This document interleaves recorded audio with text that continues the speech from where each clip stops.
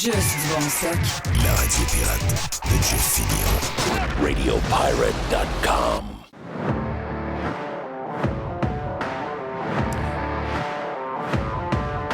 Lundi sur Radio Pirate Live, c'est toi, avec Yann Sénéchal. Parce qu'il va, mon ami Yann, bon week-end. Il a fait beau, c'est le fun? C'est la première game de football de mon fils dans la boîte en Beauce. C'était spécial, c'était spectaculaire. Est-ce que c'est sa première saison de football? Parce que je sais que c'est un gars de baseball, là, mais... Ben oui et non, dans le sens que c'est la première vraie de vraie là, qui joue contre d'autres équipes et tout ça. Mais je veux dire, il a commencé en 4e année là, le petit programme des mini-corsaires à Lévis, qui est un super programme de fun, là, honnêtement. Là.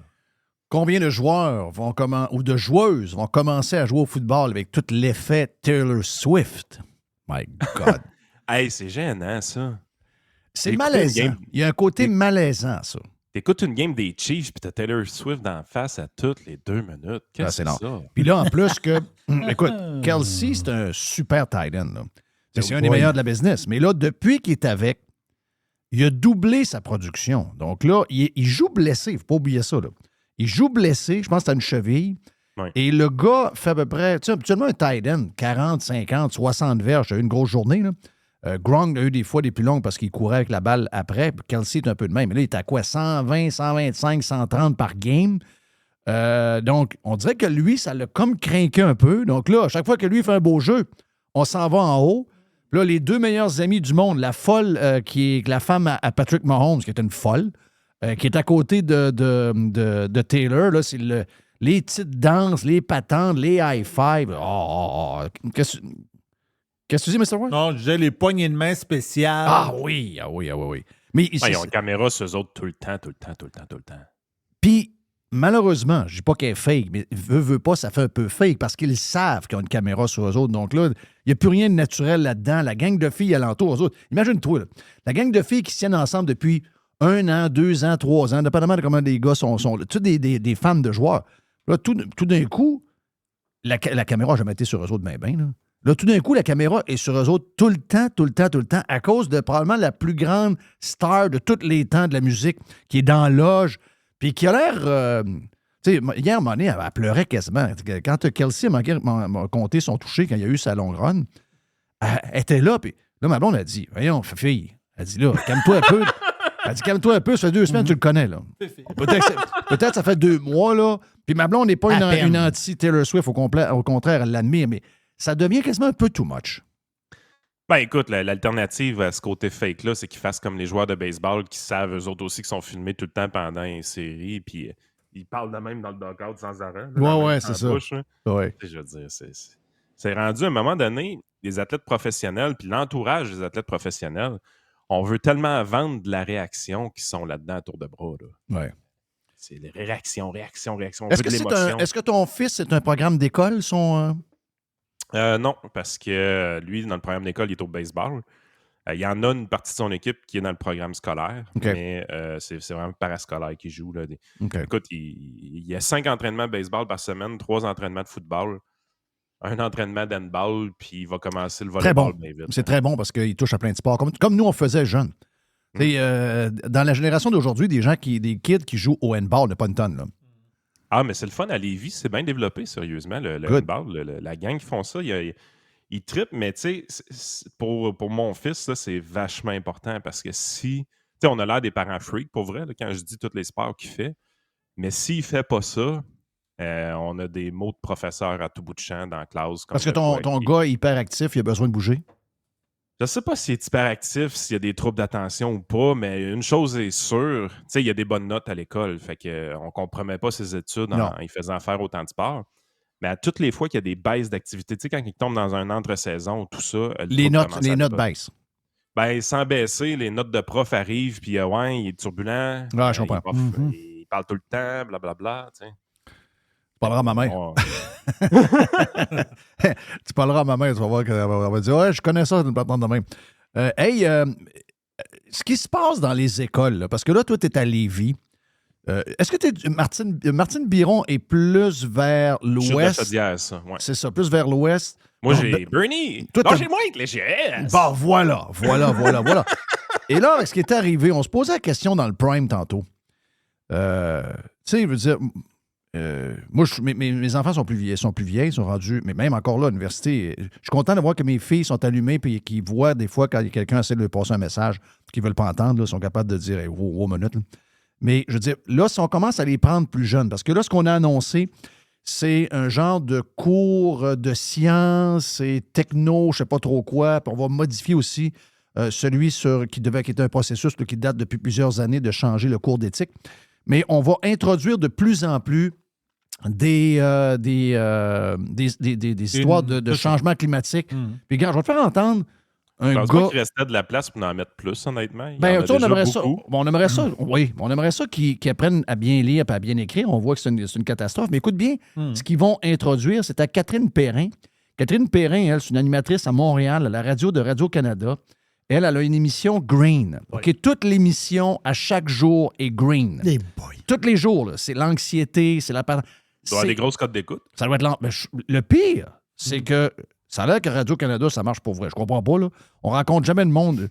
S'ils faisaient un get-together, je suis pas sûr qui irait là, mais ça a l'air qu'ils ont du monde qui les écoute.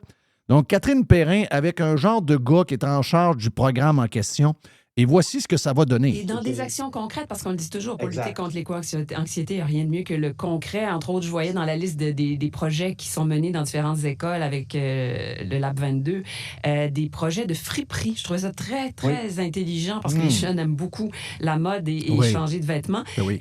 Projet de compost, quoi d'autre, Dominique Vézina? Tellement de choses, mais je pense à du reboisement social aussi qu'on fait sur les terrains de l'école pour tenter de lutter contre les îlots de chaleur. Il peut y avoir aussi des boutiques de produits équitables, donc des produits de première nécessité qu'on a besoin, mais d'amener une réflexion sur la consommation, sur l'alimentation, des journées sans viande, il y en aura de plus en plus. Moi, je vais te dire, là, écoute, je sais que concrètement, ça va être long avant que ça arrive, mais moi, j'ai toujours été un défenseur, puis t'en es un. T'es un produit. Ce que tu fais aujourd'hui, c'est grâce à l'éducation que tu as eue, puis le cheminement que tu as décidé de faire à l'université, puis ça t'a amené vers ce que tu es aujourd'hui. Puis moi, j'ai toujours, tu sais, je fais de la radio depuis 84, mais depuis 96, dans les choses qui a toujours été importantes dans le discours que j'ai tenu, il y avait l'école, que ce soit d'aller dans une technique au cégep, d'aller dans un métier professionnel, au professionnel long, etc., ou encore d'aller à l'université. On a toujours encouragé ça. Sauf que là, l'école devient une place de religion et de patente d'anxiété climatique. Je me demande si j'avais pas des enfants aujourd'hui, si j'aurais pas une discussion avec ma blonde pour qu'on ait un genre de système à maison avec on se mette 3-4 personnes ensemble. Je trouve que ça commence à être vraiment du nettoyage. Là. On nettoie puis on programme les kids à des folies green qui semblent concerner à peu près 10-15% de la gang de Bobo Pinko à Montréal et dans les tours à Québec. Mais ça commence à être pour vrai. Là. Ils s'en vont dans les écoles. À moins que je capote. Mais moi, j'aime pas ça pantoute. Depuis que le monde est monde, les militants visent l'école comme entrée. Je veux dire, les péquistes ont voulu changer les cours d'histoire dès 1976. Là. Oui. Il n'y a rien de nouveau là. Quand tu regardes toute l'histoire de la Révolution tranquille, je veux dire, on a glorifié le gouvernement de Jean Lesage des années 60 dans l'histoire au Québec d'une manière qui est quasiment éhontée. Je veux dire, quand tu lis le livre de Vincent Geloso sur le sujet, c'est capoté qu'on ait osé parler de grande noirceur et de révolution tranquille dans nos livres d'histoire, c'est une vraie honte. Toi, tu parles qu'on a sali trop Duplessis par rapport à la réalité? Tout à fait. Oui, je suis d'accord avec ça. Tout à fait. Très Honnêtement, d'accord. c'est affreux. C'est quoi le titre du livre à Vincent là-dessus, d'ailleurs? Hein? C'est La grande illusion au rattrapage tranquille. Okay. Chose comme ça. Là. Ce livre-là, ça défait tout le mythe de la Révolution tranquille puis de la grande noirceur de A à Z avec des preuves scientifiques puis économiques. C'est hallucinant. Tu sais, même en fin de semaine, il a débattu des mythes dans ma tête que je pensais même pas que c'était des mythes. Là. On a fait un podcast, il va sortir dans 2-3 semaines. Le gars nous parle que ce qui était à la source de la pauvreté au Québec, là, ça remonte à longtemps. On a toujours eu un retard par rapport aux autres. Et c'est d'abord et avant tout causé par le régime seigneurial à l'époque, la manière qu'on octroyait les terres aux gens. Oui. Parce que C'était des seigneurs. C'était des seigneurs qui étaient propriétaires. À partir de là, tu avais une caste. Puis tu n'avais pas le droit de sortir de ta terre, tu n'avais pas le droit de quitter, tu n'avais pas le droit de la revendre. Tu étais vraiment prisonnier de ta terre, il n'y avait pas de mobilité, ainsi de suite. Et c'était des francophones à la tête des seigneuries. Et quand tu arrivais, puis le régime britannique arrive en place et implante le système de canton, Oui. puis à un moment donné, 30 ans plus tard, on donne le choix aux gens de vivre sur des seigneuries ou des cantons. Rapidement, l'essor économique commence à se produire, puis le rattrapage économique commence à se produire grâce au système de canton à ce moment-là. Puis les francophones choisissaient d'aller vivre dans des endroits qui étaient constitués sous forme de canton et non pas de seigneurie. Tu sais, moi, je m'étais tout à fait dit que notre retard économique, c'était à cause des foremen anglophones qui nous tapaient sur la tête. Oui. On est porteurs d'eau, puis on est exploités. C'est d'abord et avant tout les Français qui ont causé notre retard économique. On était une place qui était plus riche qu'en France, parce que l'économie florissante d'un nouveau monde était plus riche que la France, comme la Nouvelle-Angleterre était plus riche que l'Angleterre également. Oui. Mais parmi les riches, on était les pauvres de la place. On a toujours été les pauvres de la place. Puis ça part dès l'arrivée des Français ici. Fait que de briser ces mythes-là, quand tu dis crime, c'est zéro comme ça qu'on m'enseigne l'histoire. Mais Vincent, c'est pas juste un historien, c'est un professeur d'économie en histoire. Donc, tu es vraiment dans une situation... Il se sent comment, en passant, là, tu parles de Vincent, il se sent comment d'être cité par le chef du PQ, là? Il se sent très bien, c'est ça le pire. Il est souverainiste, Vincent. Oui, je sais. Les gens ne réalisent pas. Il est réellement souverainiste pour de vrai. Ouais, moi, je suis souverainiste, mais plus qu'eux autres encore. Moi, je suis pour... Ouais, mais toi, t'es... Attends un peu, là. La souveraineté individuelle. Oui. Ben, peut-être pas individuelle, mais des petits groupes. C'est pouvoir le aux thinking de petits son groupes. côté. Ben, c'est ça. Ben, regarde, moi, c'est... on parle souvent avec Mac qui est en Suisse. Puis la manière que la Suisse est faite, c'est historique, là, tu vas me dire, tu ne peux pas commencer ça aujourd'hui, c'est bien tough. Là. Mais tu sais, le fait que tous les cantons ont des pouvoirs autonomes quasi illimités sur leurs valeurs, leur taxation, leur réseau d'écoles, leur réseau... Moi, ça, là-dedans, j'embarque anytime. Là. Mais on s'entend que les indépendantistes qu'on voit seraient les derniers à nous donner ce pouvoir-là. Là. Ah, OK, exactement. En fait, on s'est pogné solide, moi et Vincent. Là. D'ailleurs, on l'a mis cette heure-là, on l'a mis juste sur Patreon. On ne l'a pas donné gratis. À un moment donné, ça va faire de juste donner du stock gratis. Ça. On l'a gardé sur Patreon. Un heure de débat entre moi et lui. Puis justement, j'ai dit, man, tu te fais utiliser par le PQ carrément. Ils vont prendre ton nom. Ils vont se pavaner comme de quoi que le grand Vincent Gelozo de George Mason University. Oui. Parce que là, ce ne sera pas le débile d'extrême droite de l'IEDM. Là. Non. Là, ça va être ses vrais titres professionnels. Ben, dans le Journal de Montréal, c'est ce qu'on disait. Là, il donnait son vrai titre. Là. Tout d'un coup, il avait l'air crédible. Oh, oui, exactement. Quand il est en entrevue avec Daniel Breton en débat, c'est un débile d'extrême. Mais quand le PQ veut mousser un peu le patente, là, mais il vit bien avec ça parce que il a fait ce qu'on appelle un rapport d'arbitre. Donc, est-ce que l'exercice qui a été présenté a été fait d'une manière honnête au niveau comptable? Grosso modo, c'était ça sa conclusion, puis la réponse était oui. Mais je veux dire, quand tu pousses un peu et tu le questionnes, tu dis, écoute, entre toi et moi, là, la journée qu'on fait la souveraineté demain matin, es-tu d'accord avec moi qu'on se ramasse dans une situation où est-ce que on doit couper des services? Les garderies, on les a-tu encore? Le RQAP, on l'a-tu encore? Est-ce qu'on est capable de donner tous les services qu'on donne présentement? Puis, il est le premier à dire que non. Il dit une des raisons pourquoi il est souverainiste, justement, c'est qu'en se libérant du carcan fédéral, on n'aura plus de péréquation, on n'aura plus de transferts fédéraux. On va devoir prendre responsabilité de nos actions. Puis, comme Québécois, notre budget, il va passer au cash éventuellement. Mais évidemment, c'est pas ça que le PQ dit. Le PQ, ce qu'ils disent, eux autres, c'est que les jobs, on va couper à peu près 40 000 fonctionnaires fédéraux. Il y a 40 000 fonctionnaires fédéraux présentement qui travaillent au niveau fédéral, qui vivent sur le territoire du Québec, puis ils font de la job pour eux autres, mais nous autres, on ne les réengagera pas. Notamment au ministère de l'Immigration, par exemple, qui est probablement un des exemples les plus frappants. Fait que c'est comme si demain matin, là, revenu on continuerait à recevoir... Revenu à Jonquière, revenu à Shawinigan, ferme. Là. Carrément. Fait que, lui, il est plus logique parce qu'on est déjà quand même seté de ce côté-là. Fait que ça, c'est peut-être l'exercice dans ma tête qui est les vrais fonctionnaires fédéraux qui peuvent disparaître. Mais c'est comme si demain matin, on ferait de l'immigration, mais on n'aurait pas de fonctionnaires, puis on n'aurait pas de service secret pour inspecter tout ça, savoir si on fait venir des terroristes ou des affaires de même. T'sais. Moi, je trouve que je cale bullshit énormément là-dessus. Puis lui, ce qui lui permet de faire son rapport d'arbitre, en disant que tout est correct, c'est qu'il n'avait pas à se prononcer sur ces hypothèses-là. Il dit, moi, j'ai juste dit si la comptabilité, tout ça fonctionnait. Donc, si effectivement, ils ne réengagent pas les 40 000, leur budget, il fonctionne. Là, calvaire, là. C'est parce que ça, c'est...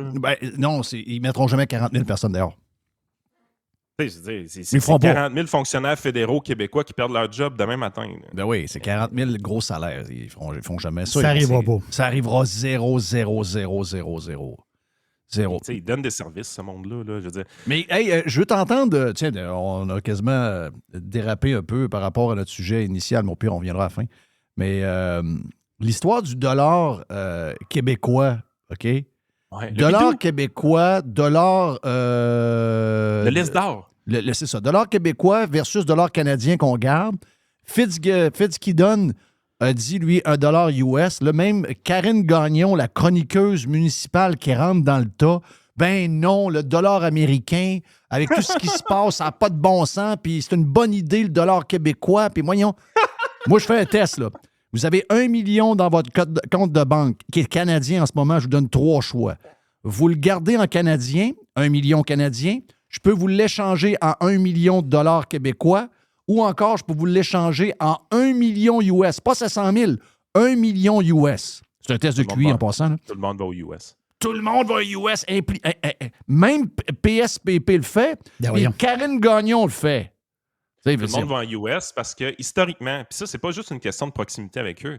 Historiquement, la plupart des pays dans le monde qui vivent des bouleversements économiques majeurs,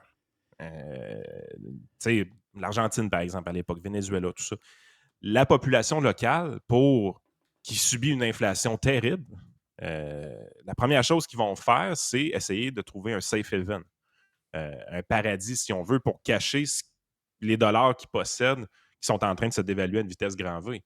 Le choix numéro 1 est d'abord et avant tout le dollar US. Ben, on le voit en Argentine en ce moment. Là.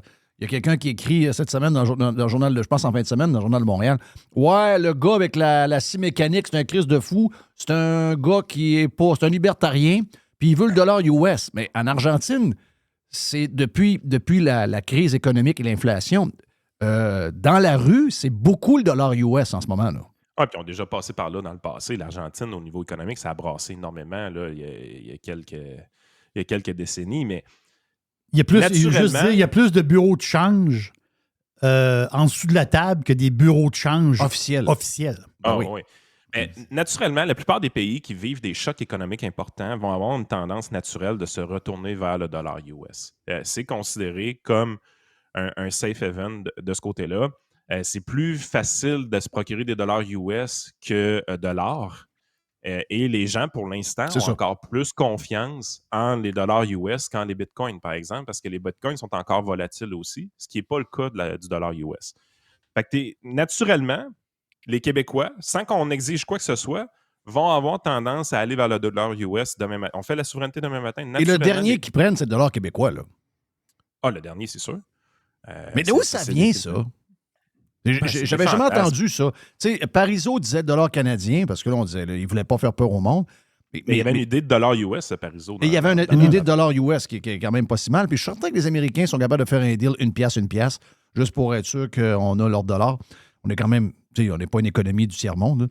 Mais c'est parce que ce qu'ils veulent, les péquistes, quand ils fantasment sur ces affaires-là, c'est pas que le dollar soit québécois, canadien ou US, dans leur tête, ça ne change rien. Ce qu'ils veulent, c'est le pouvoir de la Banque centrale. Eux autres, dans la tête de beaucoup de péquistes, depuis des années... Tu peux faire ce que tu veux avec ta monnaie. On souffre du fait qu'on a un pétrodollar. Donc, l'Alberta, quand elle est forte, elle produit beaucoup, puis que le prix du baril est plus élevé, le dollar canadien remonte. Ça nuirait aux exportateurs québécois dans leur Mais c'est pas arrivé cette année en passant. Ben, depuis 2015, le dollar canadien est faible. Oui. Ça a favorisé quand même les exportateurs au niveau du Québec et de l'Ontario. Mais les Québécois, ce que tu veux dire par là, c'est que les Québécois, ils veulent un dollar faible. Ben non, les journalistes puis les pieds de biche qu'on a en économie veulent un dollar faible. Mais sacrément, Jeff, l'iPhone va être à 3 000.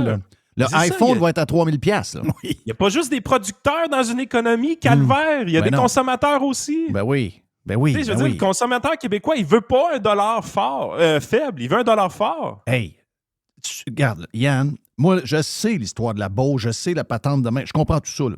Mais depuis 25 ans, laissez-moi tranquille avec votre maudit dollar faible. tout le monde perd avec un dollar faible. Je comprends qu'il y a quelques boss d'entreprise qui font des gros profits, mais monsieur tout le monde perd avec un dollar faible. On négocie nos sacrements de pamplemousse en dollars US. Mais ça, c'est facile à comprendre, ça. Bien, c'est parce que les consommateurs ne sont pas constitués sous forme de lobby, ce qui fait en sorte que quand les journalistes économiques, qui sont à peu près c'est une punition être journaliste économique. Oui. Quand tu commences ta carrière en économie, là, c'est une punition. C'est parce qu'on pense que tu n'es pas bon. Ben oui, mais Gérald Filion. C'est la raison pourquoi on t'envoie là. Il ne trouvait pas de place, là. Tu sais, éventuellement, ce que tu as à comprendre, c'est que les journalistes économiques, ils veulent pas ou ils pensent pas parler à des consommateurs parce qu'il n'y a pas de regroupement d'organisations de consommateurs qui prennent leur défense. Par contre, si tu veux des lobbies qui vont défendre tel type d'industrie, la liste est hyper longue. Il y a plein de monde qui veulent te parler. Exact. Fait que c'est aussi niaiseux que ça. Mais prends n'importe quel livre d'économie, puis tu vas comprendre assez rapidement que tes importations sont aussi importantes que tes exportations. Puis quand ton dollar est plus faible, ça t'empêche d'importer à bon coût, exactement. à bon prix. Il y a l'image, là. J'avais lu un texte là-dessus à un moment donné, puis le gars, il essayait d'expliquer, tu sais, faut faire comprendre ça, justement, au monde. Mais l'image la plus simple, là, c'est quoi? C'est que tu as une grande terre puis tu as un tracteur. Un pays de cul, il y a un tracteur de 1954. Oui. Un vieux crise de tracteur. Ben, c'est vraiment changé. Mais l'autre gars, lui, il a un tracteur flambant. Il a un John Deere flambant neuf. Là. Oui. Il produit 10 fois plus. Avec la même machine. Oui. Mais le pauvre, le gars, lui, qui a un tracteur de 1954, il marche son tracteur. Il bisoune un peu, il taponne après, mais il ne peut pas s'en acheter un autre. Ah, c'est ça. Il n'est pas capable. Parce que tout ce qui s'appelle machinerie, on parle d'agricole ici, là, tout ce qui s'appelle machinerie agricole, c'est tout dealer US. Mais c'est tellement important ce que tu viens de dire là, parce qu'en 2013-2014, quand le dollar canadien est extrêmement fort, les dirigeants d'entreprise au Québec avaient deux options. Oui, c'était difficile d'exporter, je suis 100% d'accord. Les Américains avaient moins le goût d'acheter notre matériel ici. Par contre, ceux qui avaient engrangé des profits, puis qui avaient des ressources, puis qui avaient du capital, qu'est-ce qu'ils ont fait? C'était le temps de moderniser leurs Exactement. usines. Ils l'ont pas fait. Ils ont été capables. Ils ont sorti des dividendes, puis ils ont acheté des grosses maisons en tremblant. Mais il y a du monde qui l'ont fait. Ben oui, les entreprises qui ont réussi à moderniser leur entreprise de 2012, 2013, 2014 en achetant de la machinerie à l'extérieur, en s'assurant d'avoir du stock. Mon beau-frère le fait. Mon beau-frère le fait. C'est rare. Le stock allemand, il est sa coche. Là. C'est rare que tu peux acheter du stock allemand à bon prix. C'est ça. Mais en 2013-2014, tu pouvais. Oui. Fait que les entreprises qui l'ont fait à ce moment-là, qui se sont modernisées, quand tu es arrivé 2015 puis que le baril a baissé énormément à ce moment-là, puis que le dollar canadien a baissé énormément. J'aime pas ça parler de ça. Mais c'est pourquoi qu'on n'aime pas ça? Parce que j'aurais dû tout prendre mes placements canadiens puis calissant US. Puis tout le monde disait non, c'est parce que là, ça va finir à 1,20. Ben là, on est. Juste te rappeler que tu avais un conseiller financier qui avait des dollars US dans ton compte. Là. Oui. Mais j'aurais dû tout. On aurait dû tout faire. Tu sais, on pensait qu'on allait monter, On se racontait ça un peu, là. Pas par vous autres, mais je veux dire, dans l'ambiance générale des médias. Ah, c'est le début d'une nouvelle ère. Ça finira pas de monter, finalement. On dirait qu'on a été tiré en bas de l'avion sans parachute. Quand ça s'est mis à descendre, c'est parti, là. C'est tellement imprévisible. En fait, je le sais. En finance, là, si tu me demandes quelle est la chose la plus imprévisible, la bourse est plus facile à prédire que le taux de change. Ah, du Forex à 3 h du matin, ça te tente pas? C'est de la bullshit. C'est de la sorcellerie, cette affaire-là. C'est de la sorcellerie. C'est juste que tu as 50% de chance d'avoir raison, 50% de chance de te tromper. Ben Tu te rappelles juste de tes bons coups, puis tu oublies les mauvais coups. Mais en bout de ligne, c'est vraiment de la sorcellerie. Il n'y a aucun modèle économique ou modèle mathématique qui t'aide à prédire ça pour de vrai. Ben moi, depuis ce temps-là, je le sais. À chaque fois que quelqu'un dit « Ah, là, il est à 73 cents. » Ça se peut que ça tombe à 65 cents. Ben, bullshit. Ça se peut que ça monte à 80 cents. Bullshit. Il n'y a personne qui sait. Exactement. En termes de probabilité, tu joues les probabilités. C'est sûr que quand tu regardes le range historique, avec une moyenne qui tourne dans les 80 sous à peu près, quand tu arrives à une pièce et 5, là, ça t'offre pas. Il faut que tu comprennes que les probabilités sont plus vers une normalisation, vers 80 sous éventuellement. Puis quand tu es à 65 cents, ben c'est le contraire. Tu te dis, ouais, c'est pour moi, ça pourrait aller un peu plus vers là-bas. Mais tu n'es pas capable de donner un time frame. Tu n'es pas capable de spécifier dans le temps exactement quand est-ce que ça va commencer. Regardez François Trahan avec ses prédictions depuis l'année passée. Ouais. Il commence ses prédictions à quoi? À peu près en septembre là, qu'on entend parler de lui. Après ça, en novembre, il passe à l'émission Stéphane Bureau. Oui. Ah là, moi, si je regarde sur ma montre, on est en fin octobre. Là. Ça fait plus qu'un an. La bourse, ça fait pout, mais elle n'est pas crashée à terre. Là. Ben, la bourse fait pout. Tu as raison qu'elle ne fait pas grand-chose sur 2 ans. 2022-2023, la bourse ne fait pas grand-chose. Mais Christy, les profits des entreprises ont continué à monter pendant ce temps-là. Moi, comme personne qui achète des ratios cours-bénéfices bas, je trouve que les ratios cours-bénéfices sont de plus en plus sexy. Oui, c'est ça. Je veux dire, ça ne me stresse pas à acheter à ces prix-là. Là. C'est ce qu'on voit, là. À un moment donné, c'est ça que les gens doivent comprendre. Il y a eu une grosse normalisation d'un taux d'intérêt. Ça a fait en sorte que les obligations, ça nous a fait mal beaucoup en 2022. Ils ont continué de faire mal en 2023. Mais là, tu arrives à une position où est-ce que ce matin, les obligations de 10 ans des États-Unis ont dépassé la barre des 5 % pour la première fois depuis 2007. Ça faisait longtemps qu'on n'avait pas vu ça. Ça, c'est des actifs qu'on détenait presque plus dans nos portefeuilles en 2020 là, parce qu'on trouvait que ça commençait à être tough de détenir des obligations. C'était embêtant d'aller vers là. Mais là, on est redevenu confortable à avoir ce type d'actifs-là. Pour l'investisseur, c'est le fun. Oui. On retombe dans des conditions normales. Puis, conditions normales, comme je dis, c'est des conditions qu'on avait en 2007. Ça fait pas une éternité de ça. Là. On l'a oublié, mais c'était la normalité des choses, des taux d'intérêt à 5 %. Je sais, mais je vais répéter ce que je dis encore. Je sais que 5 % c'est normal. Sauf que quand tu as la maison, mettons, de 1000 pieds carrés ou 850 pieds carrés à 269 000 piastres, et que tu es à 5 % puis que ton salaire est à, je sais pas moi, 60 000, les deux ensemble font 110 000 dans la maison.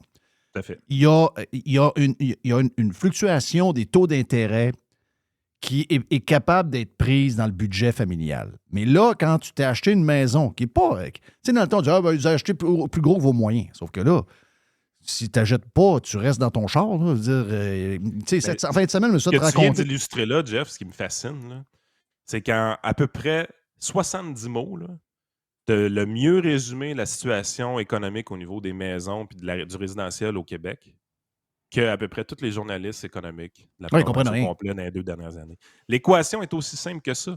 Il doit y avoir un certain équilibre entre le prix de la maison, le niveau de salaire des gens et les taux d'intérêt. C'est ça. Puis depuis 2 ans, on commence à observer ce déséquilibre-là, puis on n'a pas l'impression qu'on est retourné à un équilibre qui est sain.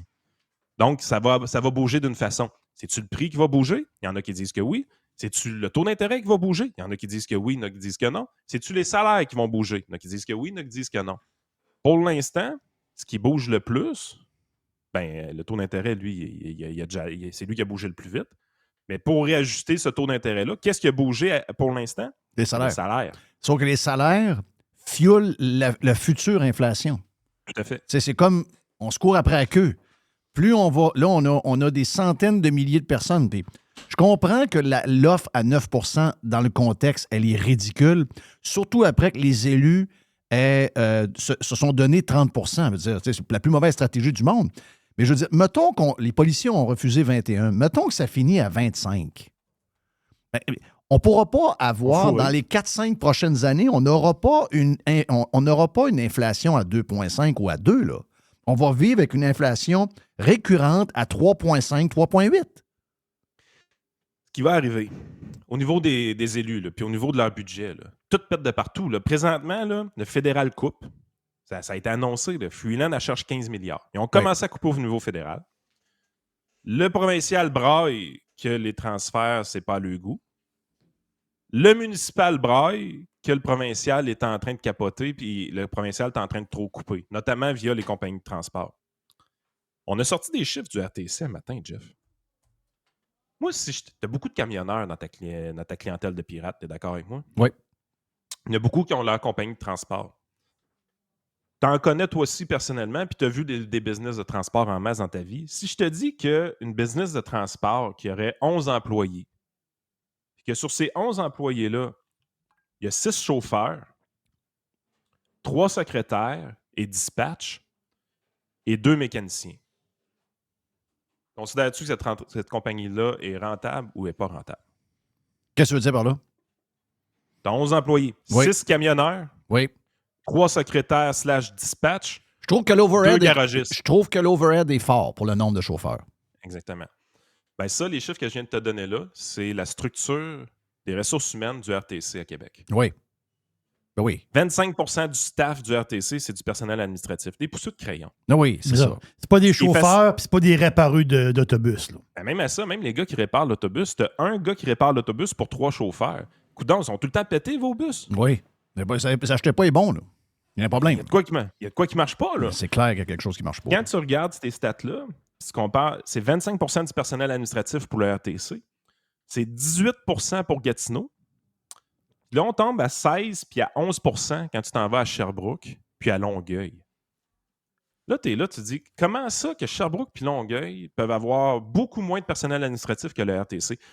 On nous disait pas que quand on centralisait des choses, on avait des économies d'échelle. Oh oui. Oh oui. On nous avait dit ça avec les villes. On nous a dit ça tout le temps. C'est jamais arrivé, ça. L'heure du grand ménage arrive pour octroyer des salaires qui ont du bon sens aux gens de la fonction publique, pour ne pas perdre les meilleurs employés de la fonction publique, parce qu'il y en a des excellents employés. Il va falloir leur offrir quelque chose qui va être autour de 20 à 25 %. Donc, il va falloir payer mieux les bons puis crisser dehors les pas bons. Tout à fait. On est drette là. Le ménage doit se faire parce que là, le service de la dette va commencer à monter. Oui. Les transferts fédéraux les vont nouveaux commencer à financements, baisser. là, de ce qui est renouvelé au niveau de financement de la dette, là, on est à quoi? C'est pas des maisons. Ça veut dire c'est quoi? C'est une dette à 8-9 %? Ça va monter ou quoi? Je te dirais que probablement qu'ils sont capables encore d'émettre des obligations autour de entre 5 et 7 %. Puis présentement, si tu remontes les obligations de 10 ans qu'on remplace ou 15 ans, probablement qu'on s'en tire encore pas trop pire. Mais plus ça va dans le temps, là, je te dirais, à partir de l'année prochaine, là, on va commencer à avoir de la misère. On va voir le service de la dette continuer d'augmenter.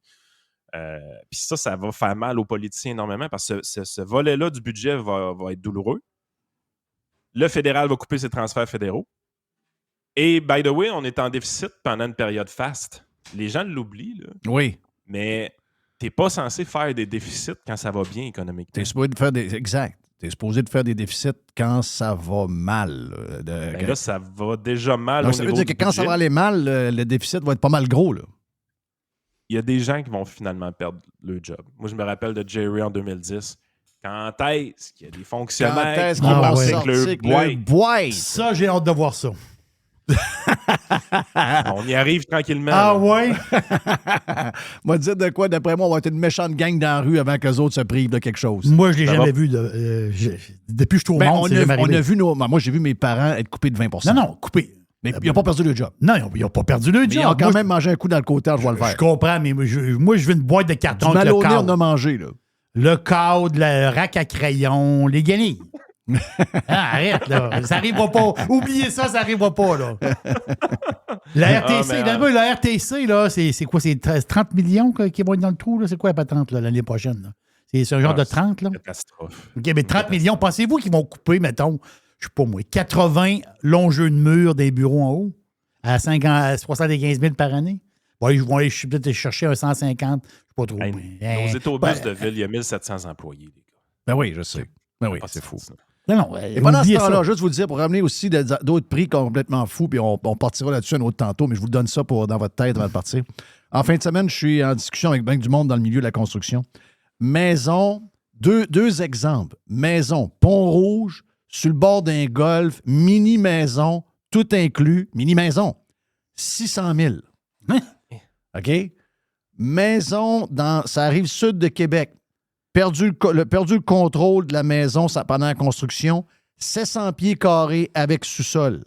Combien? C'est ça, là. C'est un bungalow dans lequel on a été élevé, là.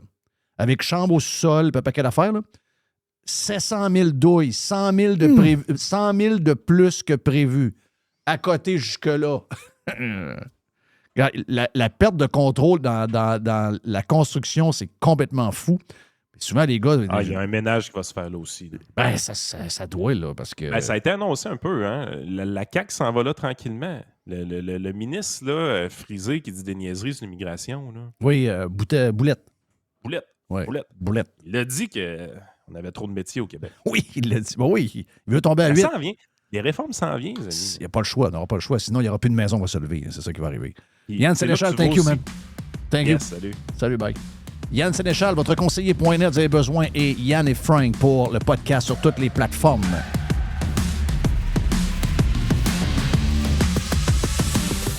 Jeff Fillion. Tu le sais que t'as envie d'écouter. No commercials, no limits. Radio Pirate.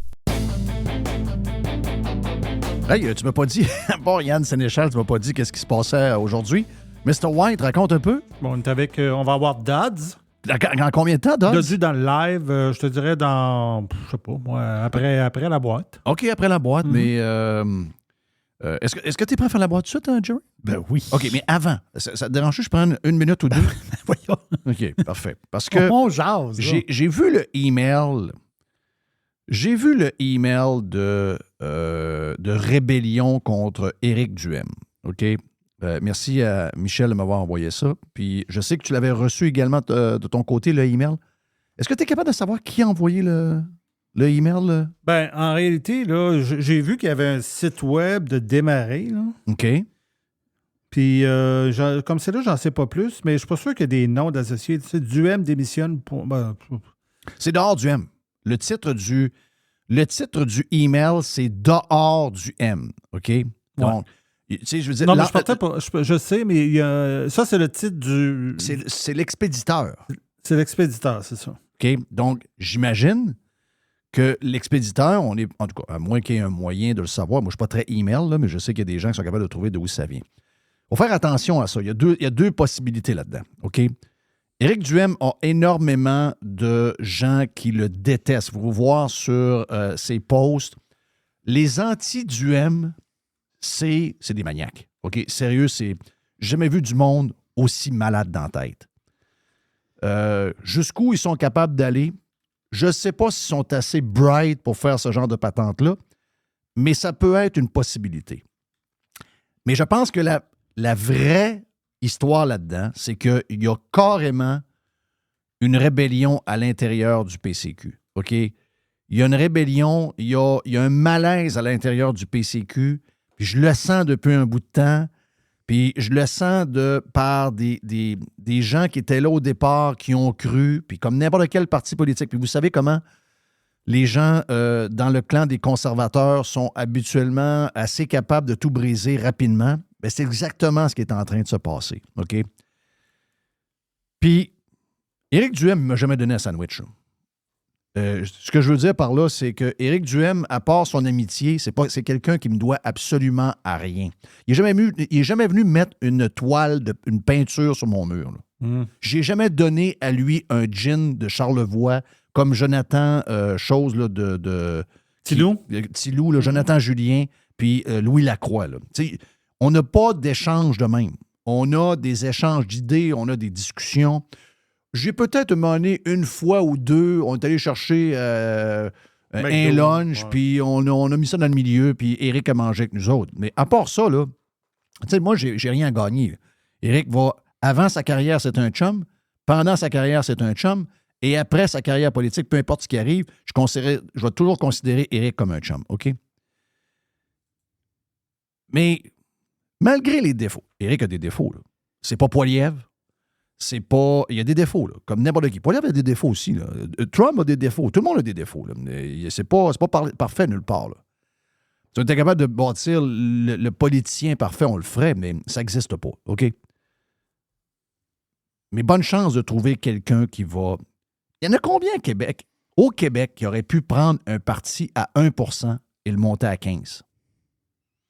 Il y a combien de politiciens qui ont assez de crédibilité malgré le fait qu'il se fait brasser comme personne puis qui est assez capable d'être dans les médias traditionnels à tout bout de champ sur des sujets? Mettez n'importe qui d'autre à la place de Éric Duhem et je vous souhaite bonne chance. Le Parti conservateur du Québec disparaît en dedans d'un an. Les libéraux le cherchent, là, cette personne-là, présentement. Là. Ben oui. Est-ce que vous... Regarde, là. Puis personne ne veut y aller. Et personne ne veut y aller, là. Vous êtes, dans le contexte actuel, vous êtes chanceux d'avoir Éric Duhem, là. Très chanceux d'avoir Éric Duhem. Lui, il a le vent de face tout le temps. Là. Lui, il a le vent de face. Tout le temps. Et si jamais c'est un groupe à l'intérieur, montrez-vous à face. Identifiez-vous. Dites-nous qu'est-ce qui ne marche pas. Je le sais, là, il y a un comté qui brasse un peu. On me dit que c'est probablement le comté le plus saucé de la gang. Il y a du monde un peu bizarre là-dedans. Oui, il ne faut pas oublier, là, le PCQ a augmenté quand il est arrivé un paquet de crinqués pour la COVID. Il y en avait là-dedans qui étaient des gens comme vous et moi, mais il y en avait aussi qui étaient extraterrestres à peu près. Là. Donc, ces gens-là, ils étaient là. Ils ont pris le contrôle de quelques comtés, puis ça ne l'a pas fait avec Éric. Est-ce qu'Éric a des défauts? Ben oui. Moi, je trouve que trop centralisé alentour de lui, pas assez d'équipe, ça manque d'ouverture. Mais ça, regarde, moi, je ne suis pas là-dedans. Là. Il a à gérer ses affaires. J'ai peut-être une piste de solution. OK, vas-y. J'ai trouvé quelque chose. OK. Il y a un sondage sur le site. OK. Quel est le meilleur candidat pour remplacer Éric Duhem à la tête du PCQ? OK, vas-y donc. Il y a 4 noms qui ont été suggérés. OK. Marie-Josée Élie. Oui. Jacinthe Ève Harel. Oui. C'est Jacinthe Ève Harel. C'est la... Oui, je sais, la blonde. Oui. OK. Alexandre Cormier-Denis. Oui. Tu sais c'est qui? Là? Oui, le gars qui a été refusé là, dans une commission parlementaire. Oui. Qu'on a défendu, même si c'est le gars bizarre. Oui. Et Jonathan Poulain, qui, je pense, est le gars de la Beauce. Le gars de la Beauce. Fait que ça, il y a eu 4 noms. Ça... C'est ça. Ces 4 noms-là, ils sont comme ouverts, mais ils sont ouverts à avoir d'autres noms là. Ce qui est arrivé dans le PCQ, là, c'est qu'il est arrivé beaucoup de monde opportuniste, comme n'importe quel parti politique qui augmente trop vite. Et ces gens-là sont prêts à porter les couleurs. Tu sais, dans la gang, là-dedans, tu leur dis, tu rentres à la CAQ, puis tu prends le poste, puis on te le donne, tu deviens ministre ou tu deviens élu tout de suite. Là. Il y en a peut-être 3 sur 4 dans ce gang-là qui y va. Là. Beaucoup d'opportunisme. Faire attention. Des gens qui sont capables de prendre des photos avec François Legault au mois de mars 2021, puis d'être candidat du parti d'Éric Duhem en 2022, là, 1 an plus tard. Donc, ça, il y en a. Là. Et garder la photo. Hein? Et garder la photo. Et de garder la photo sur son site web, là. Ou son Facebook. En tout cas, garde. Exprimez-vous. Dites, puis venez nous jaser. Venez exprimer c'est quoi qui ne va pas. Puis Éric, à partir de là, peut améliorer les choses. Mais je sais qu'à l'intérieur, c'est pas parfait. Il y a une organisation. Puis on l'a vu, là, il y a eu des changements à l'intérieur tout récemment. Puis je sais qu'il y a 2 clans. Les amis, crif. On n'arrivera à rien si on fait ça tout le temps. On n'arrivera à rien. Ça me décourage. On n'arrivera à rien. Il y a déjà 4 partis politiques. Un 5e, c'est trop. Voulez-vous en créer un 6e? Ça va vraiment bien aller. Là. Si vous voulez avoir la CAQ au pouvoir pendant 100 ans, créez donc un 6e parti, voir. Non, moi, je capote des fois. Ça serait pas de même si... On l'a pas partout. Non, mais ça serait pas le cas si, mettons, Duhem serait élu, serait au Parlement. Mettons que, après les élections, le seul qui a été élu du Parti conservateur, mettons, c'est Duhem, mettons, à Québec, ici. Là. Il était dans Chauveau, Éric? Oui. Ça serait pas comme ça présentement. C'est que tu n'as pas d'élu. Ça fait vraiment mal, ça. Donc, ça, à cause de ça, ça fait de la bisbille? Ah oui, garanti. Ça enlève le pouvoir à Éric. Oui. Ça le rend fragile. Mais je suis d'accord avec tout ça. Puis je le savais au moment de l'élection que ça allait créer ce genre de climat-là. Mais il faut se rappeler d'une affaire. Là. Les candidats que vous venez de me nommer là, les 4, un par-dessus l'autre, n'arrivent pas aux genoux à Éric. Là. C'est bien correct, là, Marie-Josée Élie, c'est ça? Oui. Mais... Là, tu as un vent de face énorme. Là. Hein? Puis pas juste ça. Faut que tu... faut t'aille parler à tout le monde. Là. Ben oui. Duhem, il peut parler à tout le monde. Là. Ben, Duhem, le monde le connaissait aussi visuellement. Il savait c'était qui. Hein? Non, il n'y a personne dans cette catégorie de... les noms que tu viens de me nommer là, il n'y a personne... Vous donnez le PCQ à une de ces personnes-là et tu passes de 10 à 1% dans de 12 à 16 mois. Tu n'as pas plus de députés. Tu n'as pas plus de députés. Là. Vous êtes chanceux d'avoir un gars qui avaient le moyen de faire de la politique gratis. Tu sais quoi? S'ils ont de quoi y reprocher, là, faites des meetings avec ou entendez-vous. Ouais, mais je pense que c'est rendu trop loin. Oh. Je ne sais pas toute l'histoire. Je ne suis pas dans le day-to-day. Mais il y a vraiment eu une coupure. Il y a eu une coupure. Puis peut-être qu'Éric n'est pas le meilleur rassembleur. Puis il n'a pas été aidé par sa gang alentour de lui qui était proche pour justement faire cette job-là. Tu sais, Éric n'est pas... Éric, c'est un intellectuel. C'est un gars qui est toujours en train de penser. C'est un gars qui est toujours en train de préparer ses sorties, etc. Et Éric a ces qualités que pas beaucoup de gens ont. La qualité qu'il n'a pas, c'est justement pas un gars pour gérer rien de ça. Et il n'a probablement pas la qualité non plus de s'entourer des bonnes personnes. Voilà. C'est pas donné à tout le monde, ça. Ça, c'est bon. OK? Ça, C'est pas donné à tout le monde, ça. Puis Éric, je sais qu'il n'a pas ça. Il n'a pas ça, Éric. Regarde, mais ça, je veux dire, c'est un moindre défaut parce que tu as le plus important, tu l'as. Le reste, ça se trouve. Ce que Éric a, c'est comme demander à un gars, à un plombier, de compter à tous les ans 50 buts par année. Les amis, ce gars-là ne sera jamais Cole Caulfield. On a un Cole Caulfield. Ah ouais, mais Cole Caulfield, il est dans zone défensive, il n'est pas très bon. On va gérer ça, la zone défensive. Tu vas voir, il nous a donné 54 buts cette année. Ça. On va gérer. C'est un peu ça avec Éric Duhem. OK? Mais je peux pas croire, là. Tu sais, je veux dire, l'exposure qu'on a là. Je me demande si Éric Duhem ne devrait pas tout simplement quitter et s'en aller au Parti libéral comme chef. Mais le Parti libéral... Vous l'avez déjà suggéré. Là. Oui, mais pas le Parti libéral comme il existe là présentement. Non, mais il va le nettoyer. Il va le transformer. Au Parti libéral, tu vas...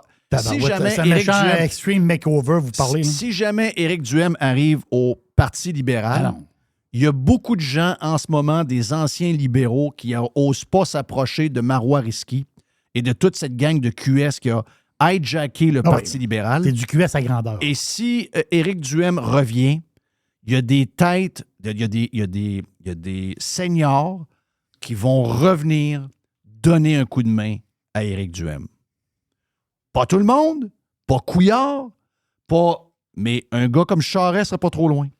Un gars comme Samamat ne serait pas trop loin. Un gars comme Gignac ne serait pas trop loin. Des gars de même, là. Eux autres, ils capotent bien raide de voir que le QS, pas QS, mais que le Parti libéral est devenu QS. Et s'ils voient un gars qui a de l'exposure, puis qui est capable de... Tu sais, Éric, là, il est capable, malgré qu'il n'est pas élu, il fait bouger patente. Il n'y a pas beaucoup de monde qui font bouger patente, là. Il n'y a rien de parfait, sa boule. Ça n'existe pas. Trump n'est pas parfait. Poilievre n'est pas parfait, moi le dire encore. Écoute bien, François Legault vient de remporter 94 sièges. S'il y en a un qui n'est pas parfait et qui est en bas d'Éric Duhem, c'est toujours bien François Legault. Là. Bonjour, là! Ben oui. Ça, c'est sûr. Puis Duhem, il n'est pas gênant à inviter d'un média aussi pour le monde qui veulent savoir. Bon, d'un débat, on aimerait ça l'avoir un peu plus agressif. Contre les médias, on aimerait ça qu'il soit un peu plus Pierre Poilievre, sans qu'il soit nécessairement comme Trump. Il devrait être comme Pierre Poilievre un peu plus. Mais il ne l'est pas. Il n'est pas Pierre Poilievre. OK? C'est ça, l'affaire. Éric Duhem, il a son étiquette à lui, là. Mais c'est pas... L'affaire aussi, c'est on le mérite pas, je pense. Oui. On le mérite pas. On mérite de le perdre aux libéraux. C'est ça qu'on mérite d'avoir. C'est ça qu'on mérite d'avoir. La droite au Québec, non, c'est ça. Malheureusement, et c'est pour ça que moi, depuis des années, je ne veux plus avoir l'étiquette de droite. Je ne veux plus cette étiquette-là. Ça ne m'intéresse pas. Vous savez, Jeff, c'est le gars le plus à droite au Québec. Ça, hein, dans les médias, il y avait comme une patinoire. Les Québécois ne sont pas conservateurs. Moi, je veux pas ça pantoute. Je veux pas ça pantoute. Je veux pas... Parce qu'on dirait que ceux qui s'identifient de droite, c'est des faiseux de marde. Ouais. Ça, là, c'est pas le fun, ça. Ben là, je veux dire, on n'arrivera à rien si on fait rien que brasser de la marde. Poilievre, il va pas se faire élire par le Québec, là. L'appui va être minime au Québec, là. Les Québécois, c'est des bloquistes. Aux autres provinces, là. Les Québécois, c'est des bloquistes. Éric Duhem se présente en Alberta. Mettons que c'est un anglophone, là, il rentre premier ministre. Encore, peut-être pas au début, là. Mais. Il y a des députés en masse, là. Mais au début, c'est un ministre senior avec elle, là, avec Daniel Patente. Puis l'élection d'après, c'est lui le PM. En Alberta, Éric Duhem, c'est un PM. Tu as raison. Très bon point. Très bon point. Et là, on est là chicané, là, pour des histoires d'immigration, puis des patentes de ci, puis des patentes de ça. Pas assez nationaliste, pas assez caribou. Puis comme quoi, on votait Mulroney, mais Mulroney, c'est un conservateur avec une cravate rouge. Là. Oh oui, c'est un libéral, là. Mulroney, c'est pas un conservateur comme nous autres, on pense. C'est un progressiste conservateur. Voilà, c'est un progressiste conservateur. Mulroney, c'est un libéral. C'est ça. Mulroney, c'est Deltel. Là. Oui.